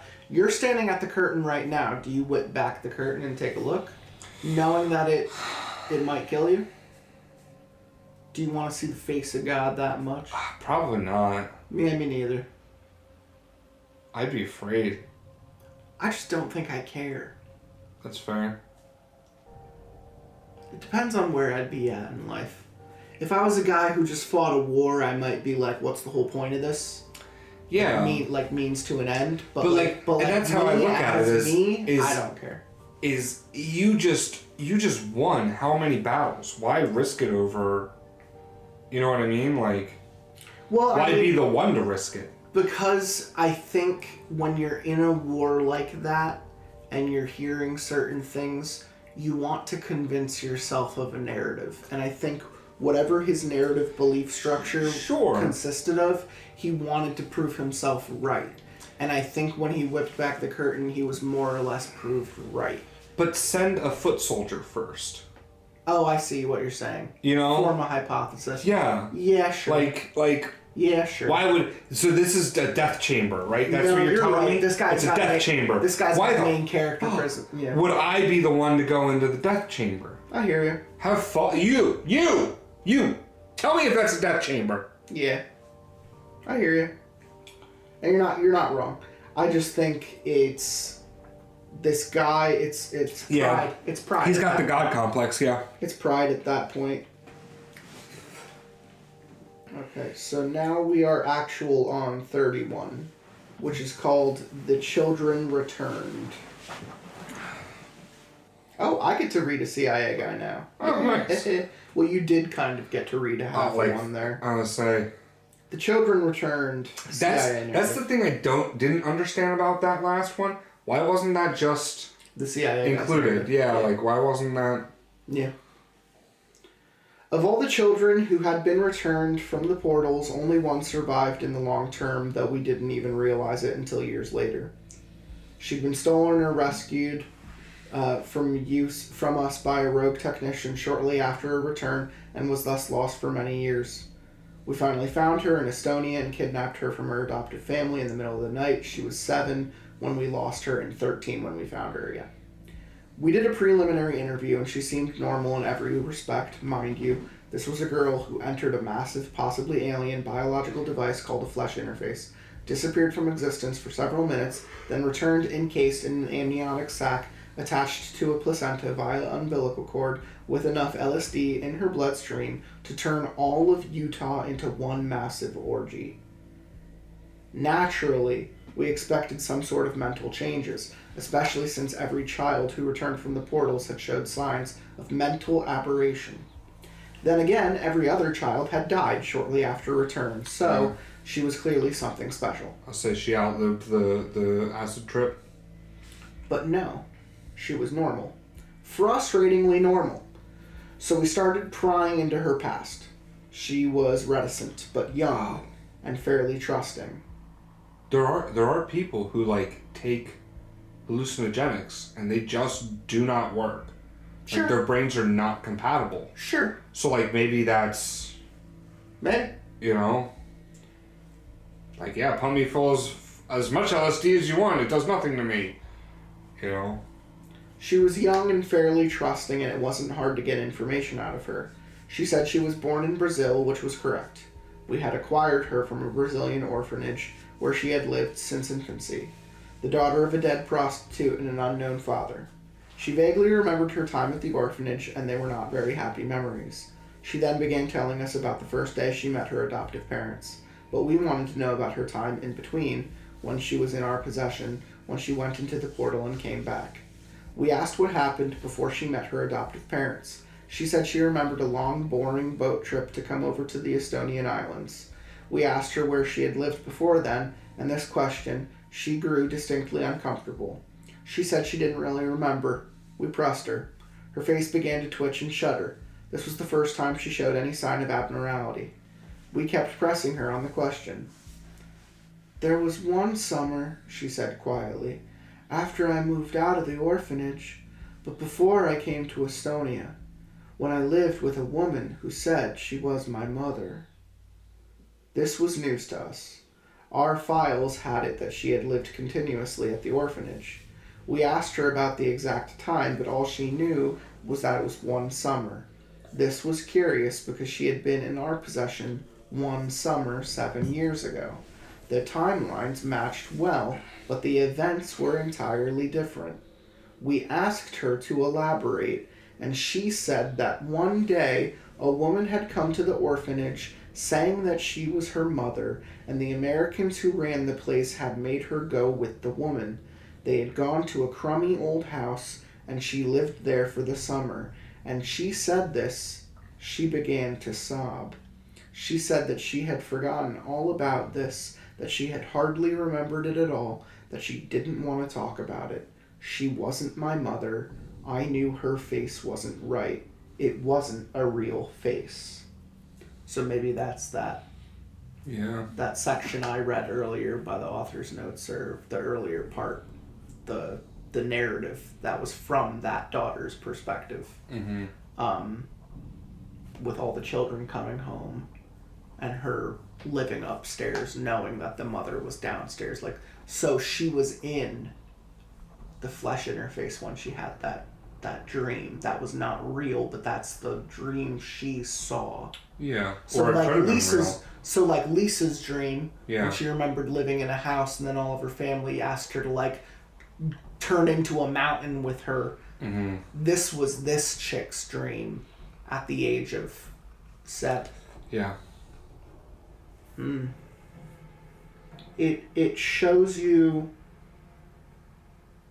what you think you need to see. It's almost is like what it feels like. Yeah, like a manipulation tactic. It is 100%. You know, like a lamprey. Yeah, bringing fish. it back to Stranger Things is Henry. You know, like yes, I'm gonna show you this. I'm gonna show you the false reality because the real reality is I'm feeding on you somewhere. Yeah, it is 100% that. 32 is called "Oh No, This One Is Real." So whose narrative is this? 32. It's not the CIA guy. This one is a brand new narrative just called The Storyteller. Okay. Is it a one-off? Oh no, this one is real. Yeah, it's a one-off. This is always the first thought when waking up after a blackout. Oh no, this is real. After hours of flitting between different varieties of nightmares, you start to dream that you are lying sick and insane in a stained bed in a shithole apartment that smells like cigarettes and spoiled ham. You slowly crystallize consciousness, begins to note that this particular nightmare is more persistent than the others, that it is a certain uncanny clarity to it. Oh no, you realize, this one is real. You wake up to the utter ugliness of your reality.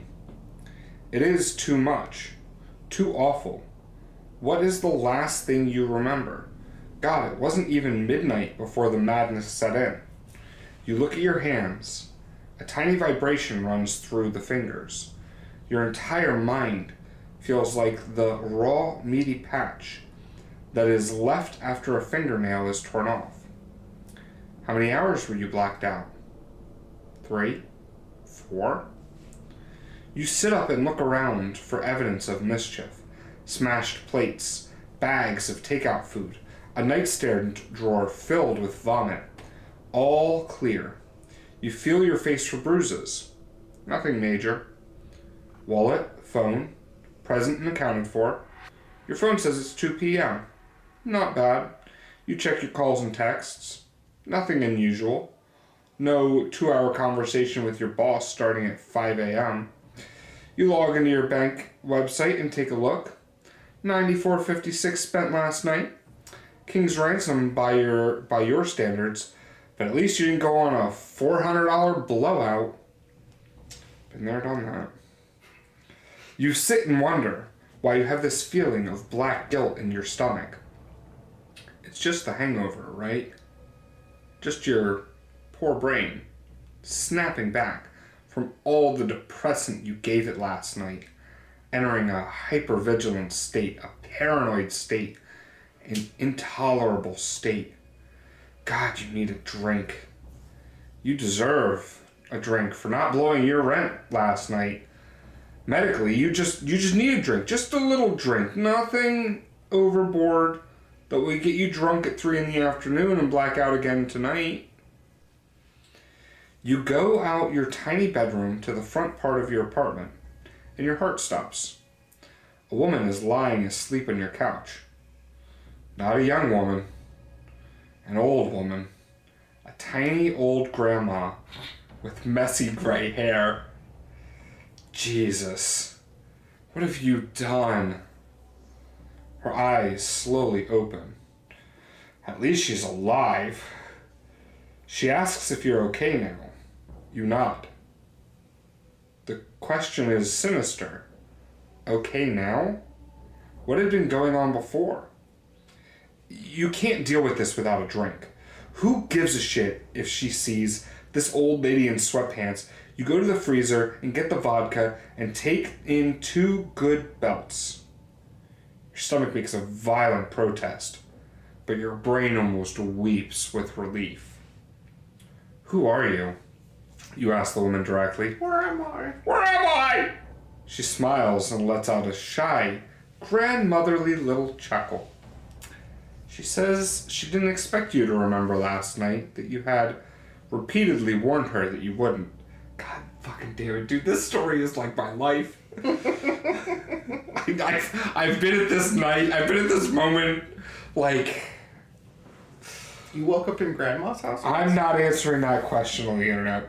Her demeanor is so warm and kind. You begin to worry that you fucked this woman. That you fucked this elderly woman, and now she's in love with you and wants to move her posturepedic bed into your apartment. Oh, yeah. You ask her with greater urgency, "Who are you?" And you tip another shot into your mouth. She says that she wants to hear the story your way. She says that last night you came into the cafe that she owns, carrying a bottle of wine. Before she could tell you to leave, you began telling a story, a wonderful story. But you got too drunk and didn't finish it. So she got you into the cab and made sure you got home and slept on the couch because she very much wants to hear the end of your story.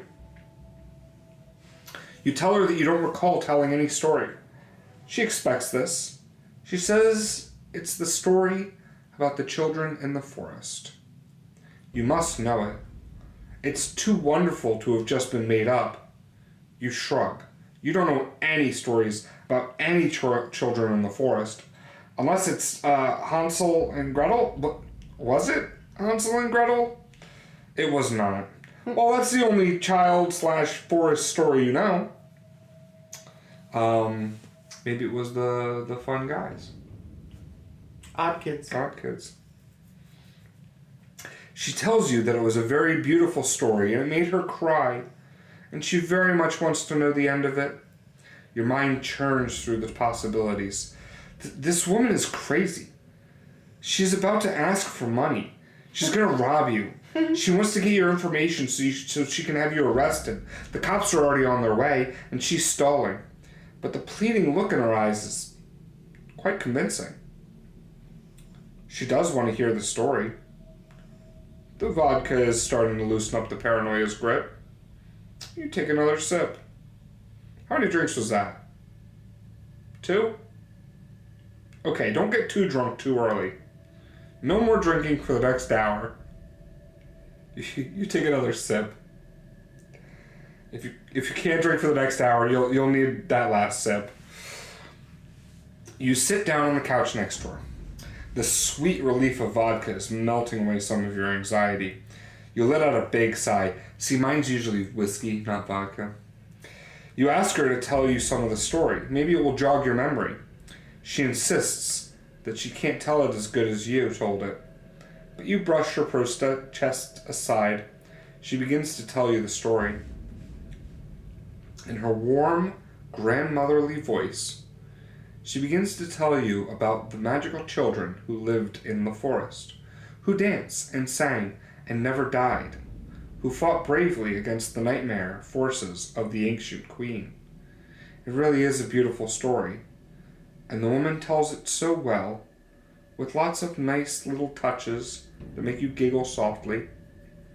And you see in your mind for a moment the sunlight through the fluttering leaves and smell the apple-scented air, so much sweeter and freer than anything your tiny grim shithole apartment full of empty bottles.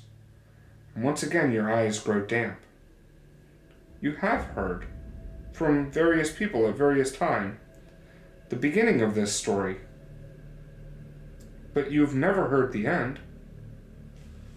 Perhaps it has none. Interesting. Yeah? Interesting. Yeah. That one felt more like an author's note. It did. You know, you're right. But it's apparently just another narrative. Yeah. Alright. 33. A dead cat wearing an old jockstrap. That's what it's called. Yeah. Let's see whose narrative it is. 33. Oh, this is the first one of a long-term character who's going to come back just as much as the investigator did. Okay. His name is Ben. Ah, Ben! Hey, Ben! A dead cat wearing an old jockstrap. Imagine a dead cat wearing an old jockstrap. This is the smell of the bed sores. This is the smell that comes out of the hygiene beds when we open them up. It's not just a smell, but a feeling, a sickly warmth that the masks cannot block out. Even through the filtered, scented air, you know it's there, coming through the filters in less than 0.1 micrometer sized particles, touching your face, touching your clothes, adhering to you, fouling everything it touches. I think what makes the smell so putrid is that it's a combination of living tissue and dead tissue. Somehow this unnatural intermingling of life and death creates a potent stench that repels to basic human sensibility. This is why I am saving up to go to school and become a readjustment specialist. Pulling people out of malfunctioning hygiene beds is no way to make a living. Certainly it is not the calling of a sensitive, erudite soul such as myself. When a hygiene bed breaks, say the healthy limb system fails or a catheter gets blocked up, it's supposed to cut off the internet feed, forcing the sleeper to get the bed fixed. But it's easy enough to override the cutoff function. Immersed in their feeds, people often forget that the bed is broken. But eventually, pain or discomfort will force the sleeper to get their bed fixed. The pain of bed sores or the stench of backed up evacuator is a strong motivator. But if the sleeper has direct sense feeds, They can switch off these smells and discomforts. They can even switch off the worry associated with the broken bed. At this point, there's only one thing that can impel them to save themselves: basic human dignity. The age-old desire to not spend one days playing Princess Romance Cafe, lying in one's own shit while one's dick rots off. I would also say that an occasional fleeting desire to see the outside world could also prove advantageous, but for the sort of people I'm talking about here, this is simply not a factor. Sadly, for some people, this desire is not strong enough, and we come to the very last line of defense: the smell. The smell eventually leaks out of the hygiene beds and casement, and nearby tenants start to notice. The building manager calls us, and we go and pull them out. For the most hardcore sleepers, those who have entirely rejected reality in favor of their feeds, it is the smell of the smell alone that saves their lives before the bacteria devour them alive. It is this stinky hand of salvation that plucks them from the abyss. I don't know what God looks like, but he smells like a dead cat wearing an old jockstrap. Some far-flung future where people comatose themselves on purpose to get by? Yeah. I would. Maybe not so far away. 34. Complete animals. 34.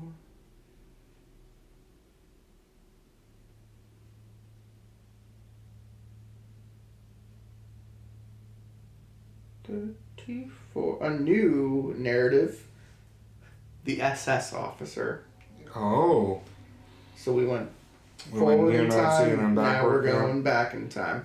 I mean, it makes sense that if all these different civilizations are doing the experiments, We're gonna hear The Nazis were- the Nazis. Nazis We already were- know they were already doing it. Yeah. We talked about Treblinka a lot. yeah. How quickly they turn to complete animals. They come out of the wagons already quite bestial, crying and lowering for water. Yet there is still the facsimile of humanity about them. They wear clothes, spectacles, wedding rings, and the women have their long hair and jewelry. We strip away all this deceit quite quickly. At the front of the camp, there is a phony train station with a phony name and a phony clock with hands that are painted on. All of it just as phony as they're poising. They're insinuating. They're pretending to be normal folk. As soon as they come down the ramp, the blue prisoner units are screaming at them, beating them, lashing them, drawing blood, and they move through the front gates in huddled, weeping herds. There we separated the men and women and have the women's haircuts to make socks and such. And in a moment, it is complete. Centuries of hiding among us, poison in passing, is all erased, exposed, and their nature is plain. Looking at their hideous, gnarled faces, all the varieties of bloodline impurities, the women's sagging udders, the fatty, hanging bellies, the men's mutilated penises in thatches of pubic hair. You see it quite clearly, and you absolutely cannot deny that they are utter beasts, that we allowed them to infest our cities like vermin, to hold power over us, while they were tilling the soil and building the fatherland. It absolutely appalls. This will be our great shame in history's eyes. They're just talking about fat people. I feel attacked. We move them through the long tubes to the gas chambers. The men can go first, as their hair does not need cutting. Then the women. The women panic. Screams everywhere. You watch the modded hatches of the old women shudder and ripple as their legs shape like newborn calves. They realize that we will not be wasting any time, that it will all be immediate. Streams of flesh, shit, run down their legs, and now the helpers must club them every step of the way, or they will turn back. Marchenko carries a sword. He thinks it is an Imperial cavalry sword, but it's just an imitation. Still, it is an actual sword, and in his hands, it is more effective than the clubs. He hacks at the crowd like a jungle explorer in an American film. He makes all sort of sneering, dramatic faces as he works. Whenever he scores a particularly impressive blow, his whole face red with delight. Once he sliced an old woman's tit clean off. He picked it up and showed me. The inside was made of corn-colored pearls of fat. I let him take it to the work camp and have a good chuckle watching a prisoner devour it. And I had a good chuckle watching Marchenko's face. Yeah, that was... I didn't... Fuck that. We didn't need to go there. Yeah, there's a couple dozen SS at the camp. Almost everything is run by Red Army watchmen and specific prison units. And yet, we can process nearly 15,000 a day. Wonderful. It is because of the way the camp has been built. There is the fake train station, the tails of showers and uniforms and assignments, the narrow tube to funnel people in, and walls to hide the chambers and pits. There is the hierarchy, the captured Red Army, men and the special unit prisoners, all set against each other with the proper incentives. Everything in the structure concentrates power on us. Perhaps if the right structure was built, an entire race could be eliminated by a single man with an unloaded gun. If only we had a huge pussy in the ground we can make that we it could go just into. Yeah. Fuck that pussy And with the slaves. And they would die. Yeah. I had a feeling, like, we already read through all the different narratives, like, we knew what we were getting into, but when I got to the SS narrative, like, no surprise. Like you said, like, it's no surprise. We know, like, the only thing they need now is acid. Mm-hmm. They got the pain and torture and trapped part down. No, and somebody imagination.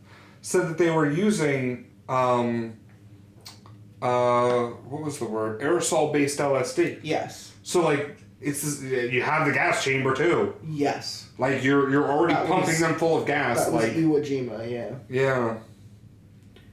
So, now we're at 35. 35.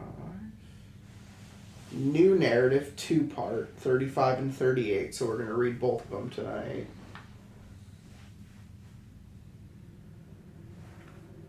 "35 is consider this case. A woman, 28 years old, lives in a bedrock apartment block in Alabama. She's engaged in heavy feed use since childhood, spending 70 to 80% of her free time connected.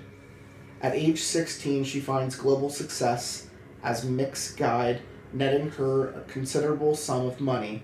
One day, when she is 19 years old, she connects to her feed. She does not disconnect again for 9 years. 9 years of continuous feed, 9 years without any direct human contact, 9 years alone in a hygiene bed, dreaming. Meanwhile, her feed is a veritable flurry of digital contact. Mixes, life stories, role swaps, rooms, hunts, avatar makers, empathy games, sex play, and on and on and on. For a while, her mix tours sell well, and she enjoys her celebrity. But over the years, tastes change and her income falls. Try as she might, she cannot revive her popularity. She tries sorting, tutoring, crowd matching, whatever will make her money, but the competition in these markets is harsh, and she has significant debts to several promotion companies. Her money runs out. She manages to credit bounce for a while, but the writing is on the wall. She must disconnect. She knows this, yet she cannot bring herself to do it. Within the feeds, she is well liked by her spheres, known as a talented mixer and narrator, a reasonable, well-mediator, and a sensitive and capable participant in sex play. But she has a direct sense feed with complete safety overrides, and she has been on increasing pain dampening for the last 4 years. She knows she has bed sores, and perhaps will need multiple amputations. She has assumed that she will live feed to grave and cannot bring herself to disconnect.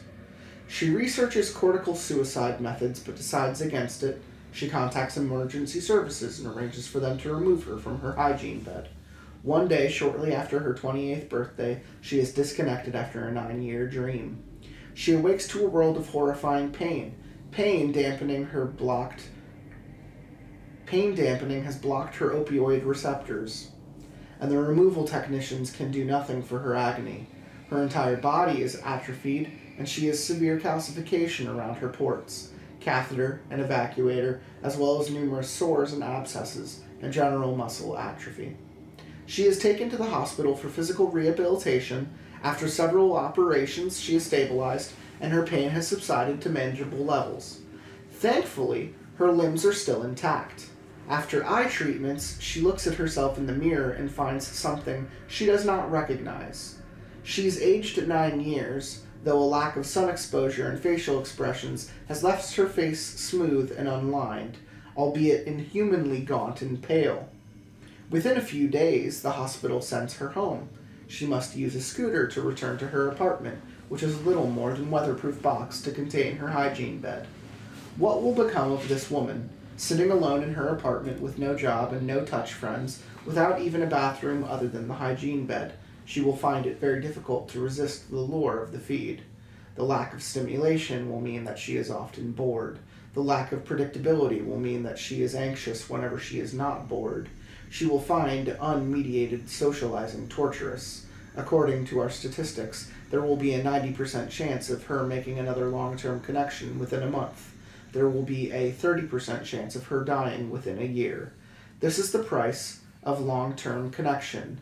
It is inescapable. Less than 1% of users connected continuously for more than 3 years are able to go on lead successful disconnected lives. In America, there are currently over 30 million users on long-term connections. Unless something changes, they will stay connected until they die. This is why we have created Companion 12. It continues into a second story called Rachel Feels, which is the second part in post number 38. Okay, so we're still a second away from the end of that story. So that's also another perspective from the future, from the hygiene bed future.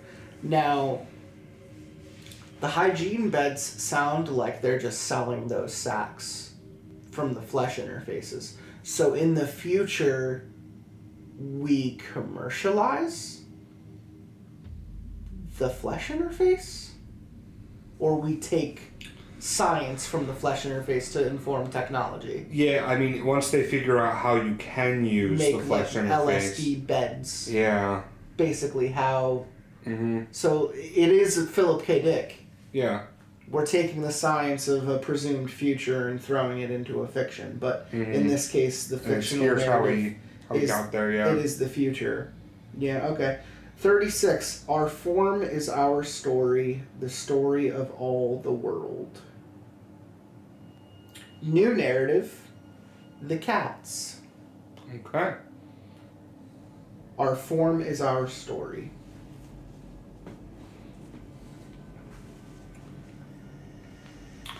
Our form is our story, the story of the world.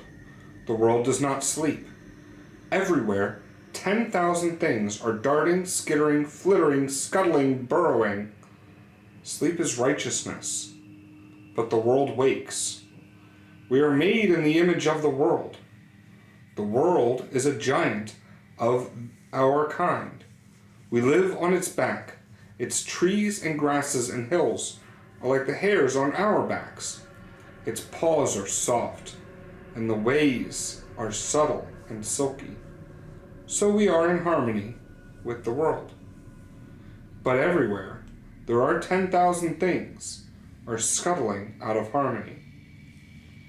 And this causes the world to itch and suffer, just as the little skittering things on our backs can cause us to itch and suffer. So the world cannot sleep, and everything turns and spins, and we cannot sleep. For we are made in the image of the world. This is why we hunt. It is our duty. It is our duty to all the little skittering things to devour them, expel them, and bury them back into the world, leaving no trace. We must hunt night and day. We hunt the 10,000 things on the world's back, just as we hunt and clean the little scuttling things from our own backs. One day we will destroy all the 10,000 things, and then the world will sleep, and we will sleep, and everything will sleep forever. This will be a great righteousness. We can feel this righteousness every time we sleep. And we feel a great giant injustice every time we are awoken. So we hunt. So we must hunt. The truth is in our bones, in our claws, in our form, for we are made in the image of the world, and our form contains all the truth. Our form is our story, the story of the world. But now we are confronted with a great mystery. We do not abide mysteries. They plague our sleep. We must solve them. What is hidden must be uncovered. So we search and sleuth, but this mystery eludes. It scuttles and slips away, time after time. And we do not sleep. But it seems there is no message in our form which gives us any answer. Is our form incomplete? I, above all others, have become obsessed with this mystery. The mystery of the oily ones. That felt like a sermon. That was an acid trip. Yeah. I don't know what this cat's fucking talking about, but maybe they're talking about us. Maybe we're the oily ones, because they're the furry ones. So maybe we're the oily ones. And that's fine. I'm looking at my cat, like, while you were reading that, and she's just, like, dumbly smacking a toy, and I'm like, no, that's not how cats think. I'm sorry. Cats are way dumber than that. Cats are like, oh, thing, must smack thing, smack thing. Don't touch, hungry now, sleep. Yes. Don't touch, sleep. Like, dog is even more simplified than that. Dog is hungry, love, out, shit, smell good, hungry. Like, you got what I'm saying? Yeah. Anyway, I think that one was funny, but not really my style. 37 is a team of doctors from Berlin. 37. Oh, great. Yeah, I get to read the SS officer now. Wonderful. Sounds The about right. least one I want to read. At least it looks short. Okay. I don't know. I did like the cat one. I liked it more than the SS officer. That's true. That's true. A team of doctors from Berlin. One day during the final summer, a team of doctors came in from Berlin. They were in the midst of a grand experiment which they considered to be of the utmost importance and needed access to a large number of prisoners, something beyond what they could acquire in Berlin. We protested that they were not equipped for any sort of medical experiments, that our camp was designed for a single purpose, but they insisted, and we were forced to accommodate them. I was immediately irritated by their senior doctor, a haughty man in his late 40s named Engel, who always wore a crisp white suit, a coat with fine leather shoes. He arrived with his team of doctors, and I could scarcely believe it, a Jew. This was perhaps the ugliest Jew to have ever personally offended my eyes. He was a very tall man, a full head taller than average, with a furry black beard, a gnarled, claw-like nose, and very prominent eyes. These eyes were something of a source of fascination to me, as they were not the rat-like black color of a normal Jew, but a much lighter shade of brown, almost like bronze. He wore a shabby suit and followed Angle around quite closely, almost as if they were associates, and always his strange flashing eyes were roaming about in a suspicious way. When I first met Angle, I asked who this Jew was, but my question was brushed aside. They immediately set about converting one of our old buildings into a station for their experiments, the details of which were kept from me entirely. Angle and his team made no contact with the other staff except to demand various supplies. After a few days of being subjected to Angle's imperious behavior, I could feel that my SS subordinates and even the Ukrainians were smirking at me behind my back, so I decided to give Angle a tour of the other part of the camp, which he had not yet seen, the part where we processed prisoners. Of course, he refused, but I insisted. Fortunately, a trainload of prisoners was arriving at the moment, and we went out to the platform. The odious Jew with glittering eyes followed us, which pleased me all the more. The train arrived with the cries of its passengers blending into the squealing of the metal wheels. The blue units worked themselves into the usual frenzy, pulling their passengers out, shouting and clubbing and herding them toward the main gate. Amidst the crush of passengers, the limp bodies of children occasionally came spilling out onto the platform, and the blue units tossed them into a pile. Angle watched all of this impassively. A woman came out of the train clutching a child of perhaps 3 years. She looked about frantically, screaming for a doctor. I gave her a sympathetic look and held out my arms. She approached me, the handsome, stolid-looking authority figure that I am. I took the child from her and tenderly examined it. It was still alive. I placed it gently on the ground and used my boot to reshape its skull. The woman I shot. 38. Rachel Feels. This is continuing that future narrative that I was reading the hygiene beds for earlier. This is the part 2 of the Reinhardt Corporation. Which is 2 of 2. This is 2 of 2. This is called Rachel Feels, the Reinhardt Corporation narrative, part 2. VO script. Rachel does not dream. Rachel does not sleep. Rachel does not wake. Rachel feels. All the time. Rachel Head has a direct sense feed with Reinhardt Emotive FPS blending, trademarked, for stunning clarity and total sensory presence. With the entire culinary library at her fingertips, Rachel can not only pull herself into any scenario and create precision mixes of speed of mind. Watch as she blends Beethoven's Fifth Symphony with the Asteroid Orbital Catalog, the 2018 World Cup game, and the new hot anal coming video from Alicia Alenia. This guy watches too much porn. What mastery! See the subtle crafting and non-stuttering blends. That's because Reinhardt's proprietary technology blend splits 240 visual FPS on the fly to create an eye-popping visual stream of over 1,000 FPS, while simultaneously delivering 60 tactile FPS and 60 olfactory FPS. Now that is salvation. But hey, forget the specs. Check out the feelings. Her Holocaust children victim disco muscle thumps have walls around the world shedding tears and making those real feels. You can't fake this stuff.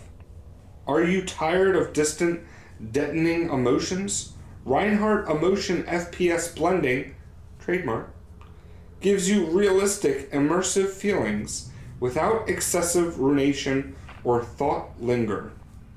the kind of subtlety just isn't possibly ordinary at 240 FPS. That's the difference for Rachel. That difference can be the difference for you. Rachel does not dream. Rachel does not sleep. Rachel does not live. Rachel does not die. Rachel feels. Can you?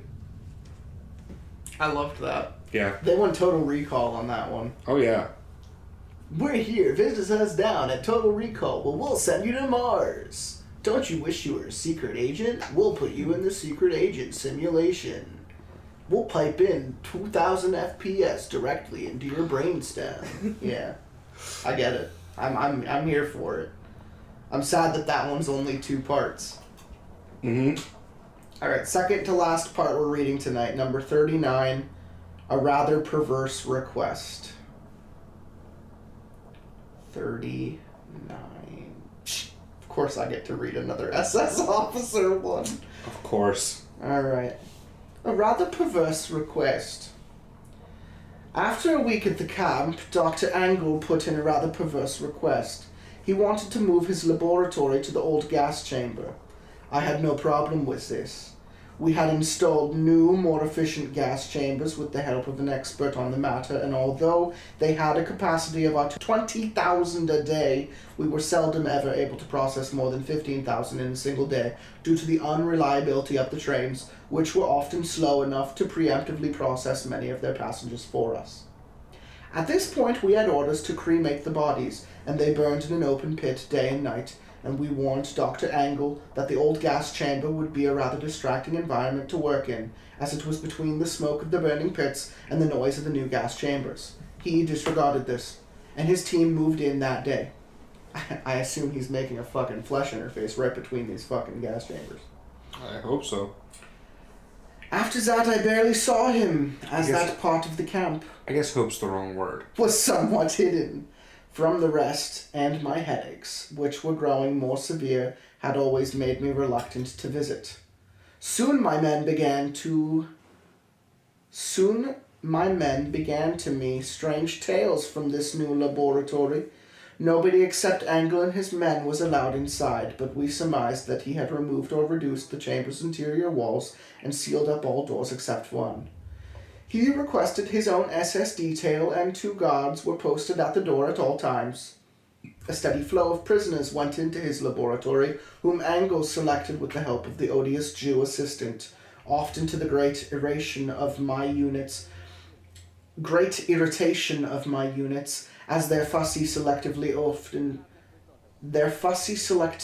often slowed down our processing activities. Nobody could make any sense of his selection process, as it mainly consisted of the Jew looking the person over and making various mutterings.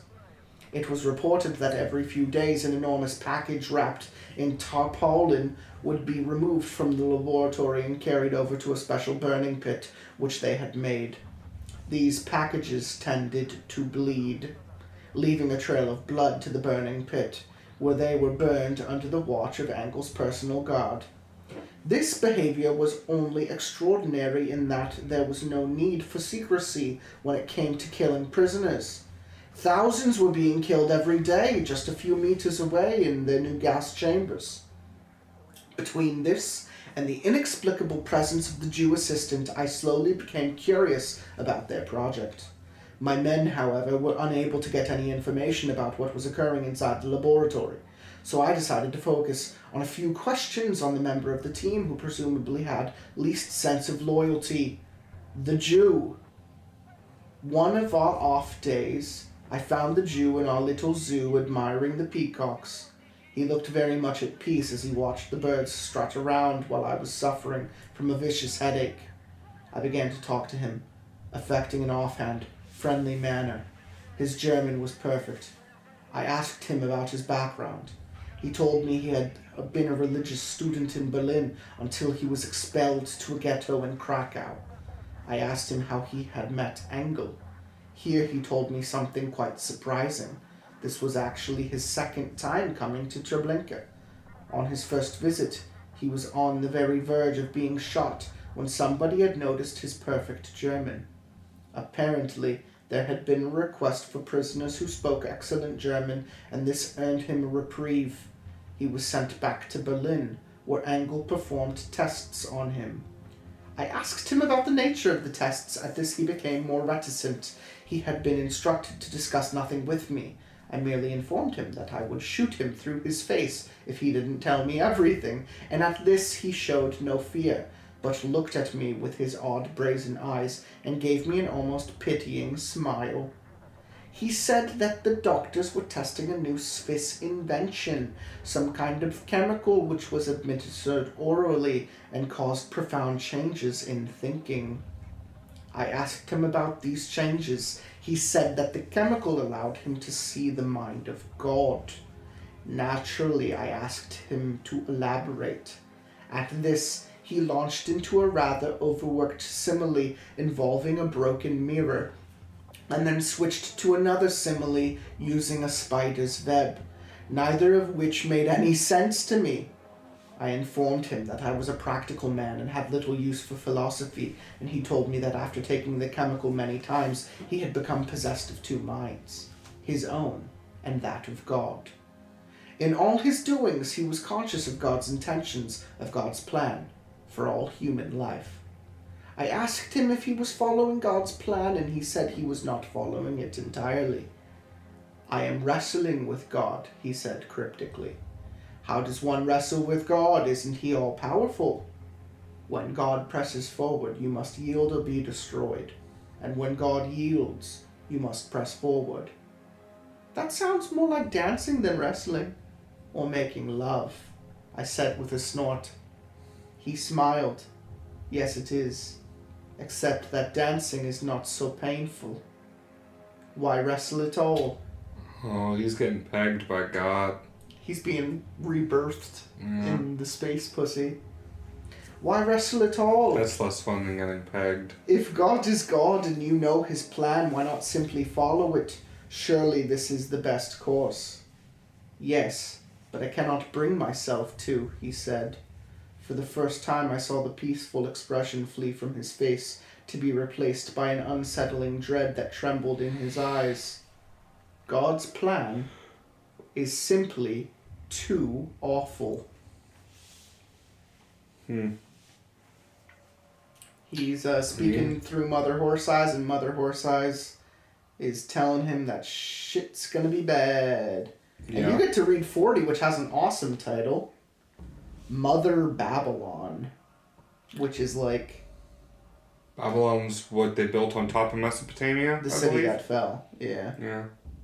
It's the city that fell multiple times. Yeah. But who's telling the story? Yeah. It's its own. It's the prophet's narrative. Okay. It's a one of one? It's a one of one. Mother Babylon. It looks incredibly short, so here you go. Okay. So. The world enslaved. Flesh networks spanning the globe. The blood of humanity moving through veins thousands of miles long. Cavernous, curving tubes as big as superhighways. Biological superstructures. Bones the size of the Golden Gate Bridge. Living engineering. Hearts as big as mountains. Pumping with tectonic force. Chained in relays. Moving blood across continents. Exotic neurochemicals. Pestilence flowing from monstrous glandular ridges. Flesh-encased nightmares. Farms of non-human tongues babbling blasphemous gibberish. A vast seabed dotted with lonely eyes. This is the great queendom of Babylon. A great blood-drunk whore wearing the crown of the atom. As all around her fleshy carapace float orbital platforms of nuclear depth. Scattered in the stars beyond, the seeds of Israel weep to gaze upon their new mother, the undying queen of blood and corruption. That's the apocalypse. That's the apocalypse. That's Book of Revelation. That's the New Jerusalem they're talking about. So Mother Babylon is the rest Mother of Horse Eyes realized that God wants New Jerusalem. I can have everything else. Yeah, this is either what the world is going to become, or this is the world that you transfer to when you cross through a flesh interface. So it's nuts. Yeah. This continuously gets more and more nuts. This episode, I feel, was super spiritual. It wasn't very technical. No. We got history, which was cool. Mm-hmm. We got experiments, which is interesting. But we also got perspective. Yeah. Like, I read that long fucking story about the dog. Mm-hmm. Like the dog's perspective of being murdered. And it's just a snapshot. It's just a fucking like a click. It's a snapshot of a young dog's life of brief sentience before being snuffed out. And at that, I'm just like, this story is really, truly a mindfuck. Like, there's no reason this narrative has to go that hard. Yeah. We do not need to experience a dog's last winter in this story. But at the very same time, it is a small piece of a big puzzle that's telling you that this is simply the nature of the world. What's the date on that last story? May 2016, the 8th, at 2 in the afternoon, almost 2:30. Okay. So this is now A couple... 2.5 weeks? Because it started at April 21st. It was mid-April, so it's almost... Yeah. It's almost 3 weeks in. Yeah. Yeah. I mean, it's weird. It's weird. It's crazy. It makes you think. It is a creative exercise. Yeah, I really, really enjoyed the author's tales this time. Whereas last time I kind of felt like they were like, okay, I guess this thing is here. Yeah. You know? I mean, for me, I got Fairy Queen, and whoever gets the next one, it's another song. So it is the kind of pop culture reference section where they just say, this music was written at the height of acid. So here's some spacey fucking lyrics that are relevant to the story I'm trying to tell, which is fine. It's a needle drop. Yeah. I've read a bunch of stories with needle drops in them, you know. So I'm probably definitely going to listen to that song on the Fairy ride Queen home. on the ride home? Just, yeah. Because it's like, what, 2-3 minutes? 4 minutes max? It has to be. I don't think it's one of those Doors songs that goes on for 20 minutes. Or Pink Floyd or something, you know. Or maybe it is. Maybe it is. You know, maybe it's very much a Pink Floyd LSD song. Yeah. The lyrics were spacey. I mean, it could be either of those things, but I don't think it is. I mean, I loved reading this. Mm-hmm. This is crazy. Yeah, this gave me exactly what I wanted it to, where it was some but not enough to keep you interested. Yeah, and it's still developing. I like the future stuff. I like the past stuff. I like the real stuff. I'm not in the stuff that doesn't interest me too much interests you. So I like that we're both finding things we like about it. I think the one thing that stops me from liking it more is simply that we do not have an everyman narrative who is getting this the same time we are. The fact that our connection to it. You could study the back rooms, you could be scientific about it, you could put people in it, they can experience it, but until we have a perspective of which to inform our own emotion as something to empathize with, it's hard to make that connection. It's hard to have an actual narrative thread. And fortunately for this story, it's a device. It's getting you to disassociate a little bit because it's presenting all of this information to you in a very analytical way. But at the very same time, that means that I have to approach it with an analytical sense. Yeah. And I can't necessarily approach it emotionally or narratively. Specifically narratively. Yeah. So It is a lot like reading like fucking Wikipedia articles. It does feel that way. But I'm glad that there are brief snapshots where it's a day in the life of. There's definitely stories that feel like they're written by different people. You know, like, and maybe that's varying levels of drunk. Like, the one thing that I read felt very much like I was reading a sermon in church. Mm-hmm. You know? And but then again, another thing you read could have come out of your fucking diary one night. Absolutely. So it's like, I don't think it's multiple people. Would I be surprised if it was? No. I don't think I would. I don't think it is. I think it's someone really, really, really experimenting with form. I would be surprised if it was more than like 3 dudes drinking in a basement. You know, like I could see that as like a somewhat possibility. You know, where like there's the main writer, but then there's 2 like shadow writers. There were 2 ways this was crafted. Yeah. This was either a person who got together with a group of people and said, we're all going to write our own thing, and maybe that's what the narratives are. Yeah. Maybe he got 20 people together and they said, here's the idea, write what you want to write. Sure. And one guy went hard in the fucking Nazi paint, where another guy was like, I'm a dog. Like, that's just what we got. Yeah. And like, as long as they stuck to a thread, I want to think it's the same person. But is it likely that it could have been multiple people? Sure. Mm-hmm. It doesn't affect my opinion on the series, but story. The way it was made means that it could have been manufactured to exist a certain way. Yeah. So it's an interesting thought. And I'm sure we're going to continue to have interesting thoughts as we continue to read this together. It's been a while since we've done a story that like we record this long episode. Yeah. I'm all for it. I've broken this barrier. We broke this barrier on my 300th episode special. Like, we've broken this record on a fucking Goosebumps episode before. This is fine.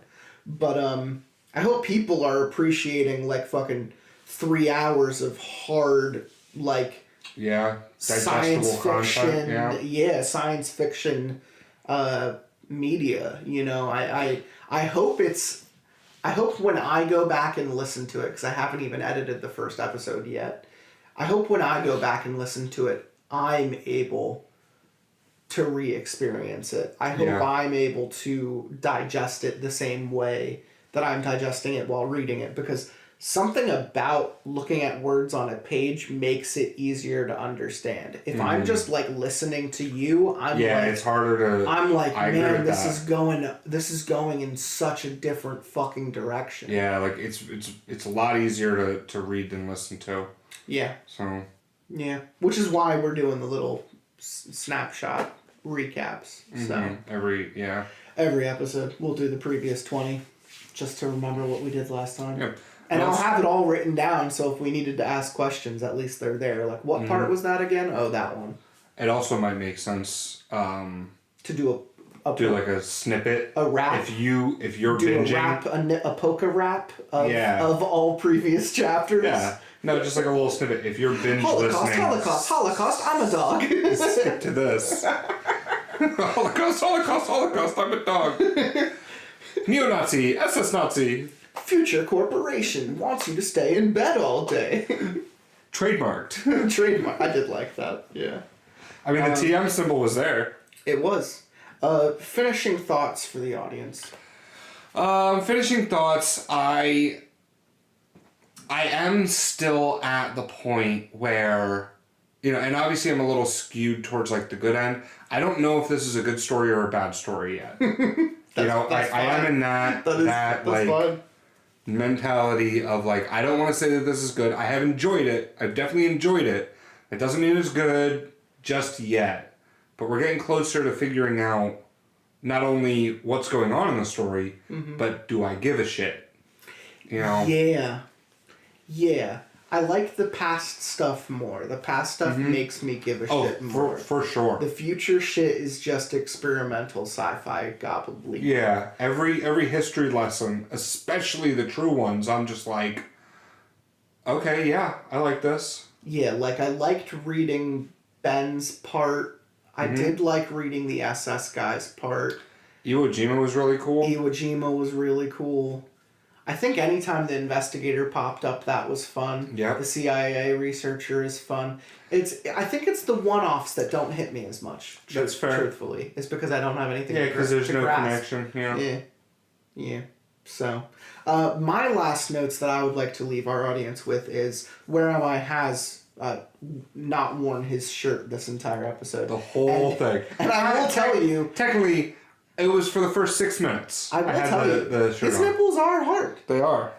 They're not like hard. No, but we got there. Yeah. That's what the show. I hope our audience's nipples are hard. 7.3 on the hardness scale. I hope that the people out there listening also took their shirts off when you took your shirt off. Oh, that would make me so happy. Their nipples while this episode played, because truthfully, I don't care if you're at work. I don't care if you're sitting in traffic. I don't care if you are at a function and you're trying to not socialize with your family or friends when you're hearing this. Take your shirt off and fucking play with yourself. Come on. Life's too short. I remember the first time I realized I could just take my shirt off while driving a car. Probably changed my life. See, I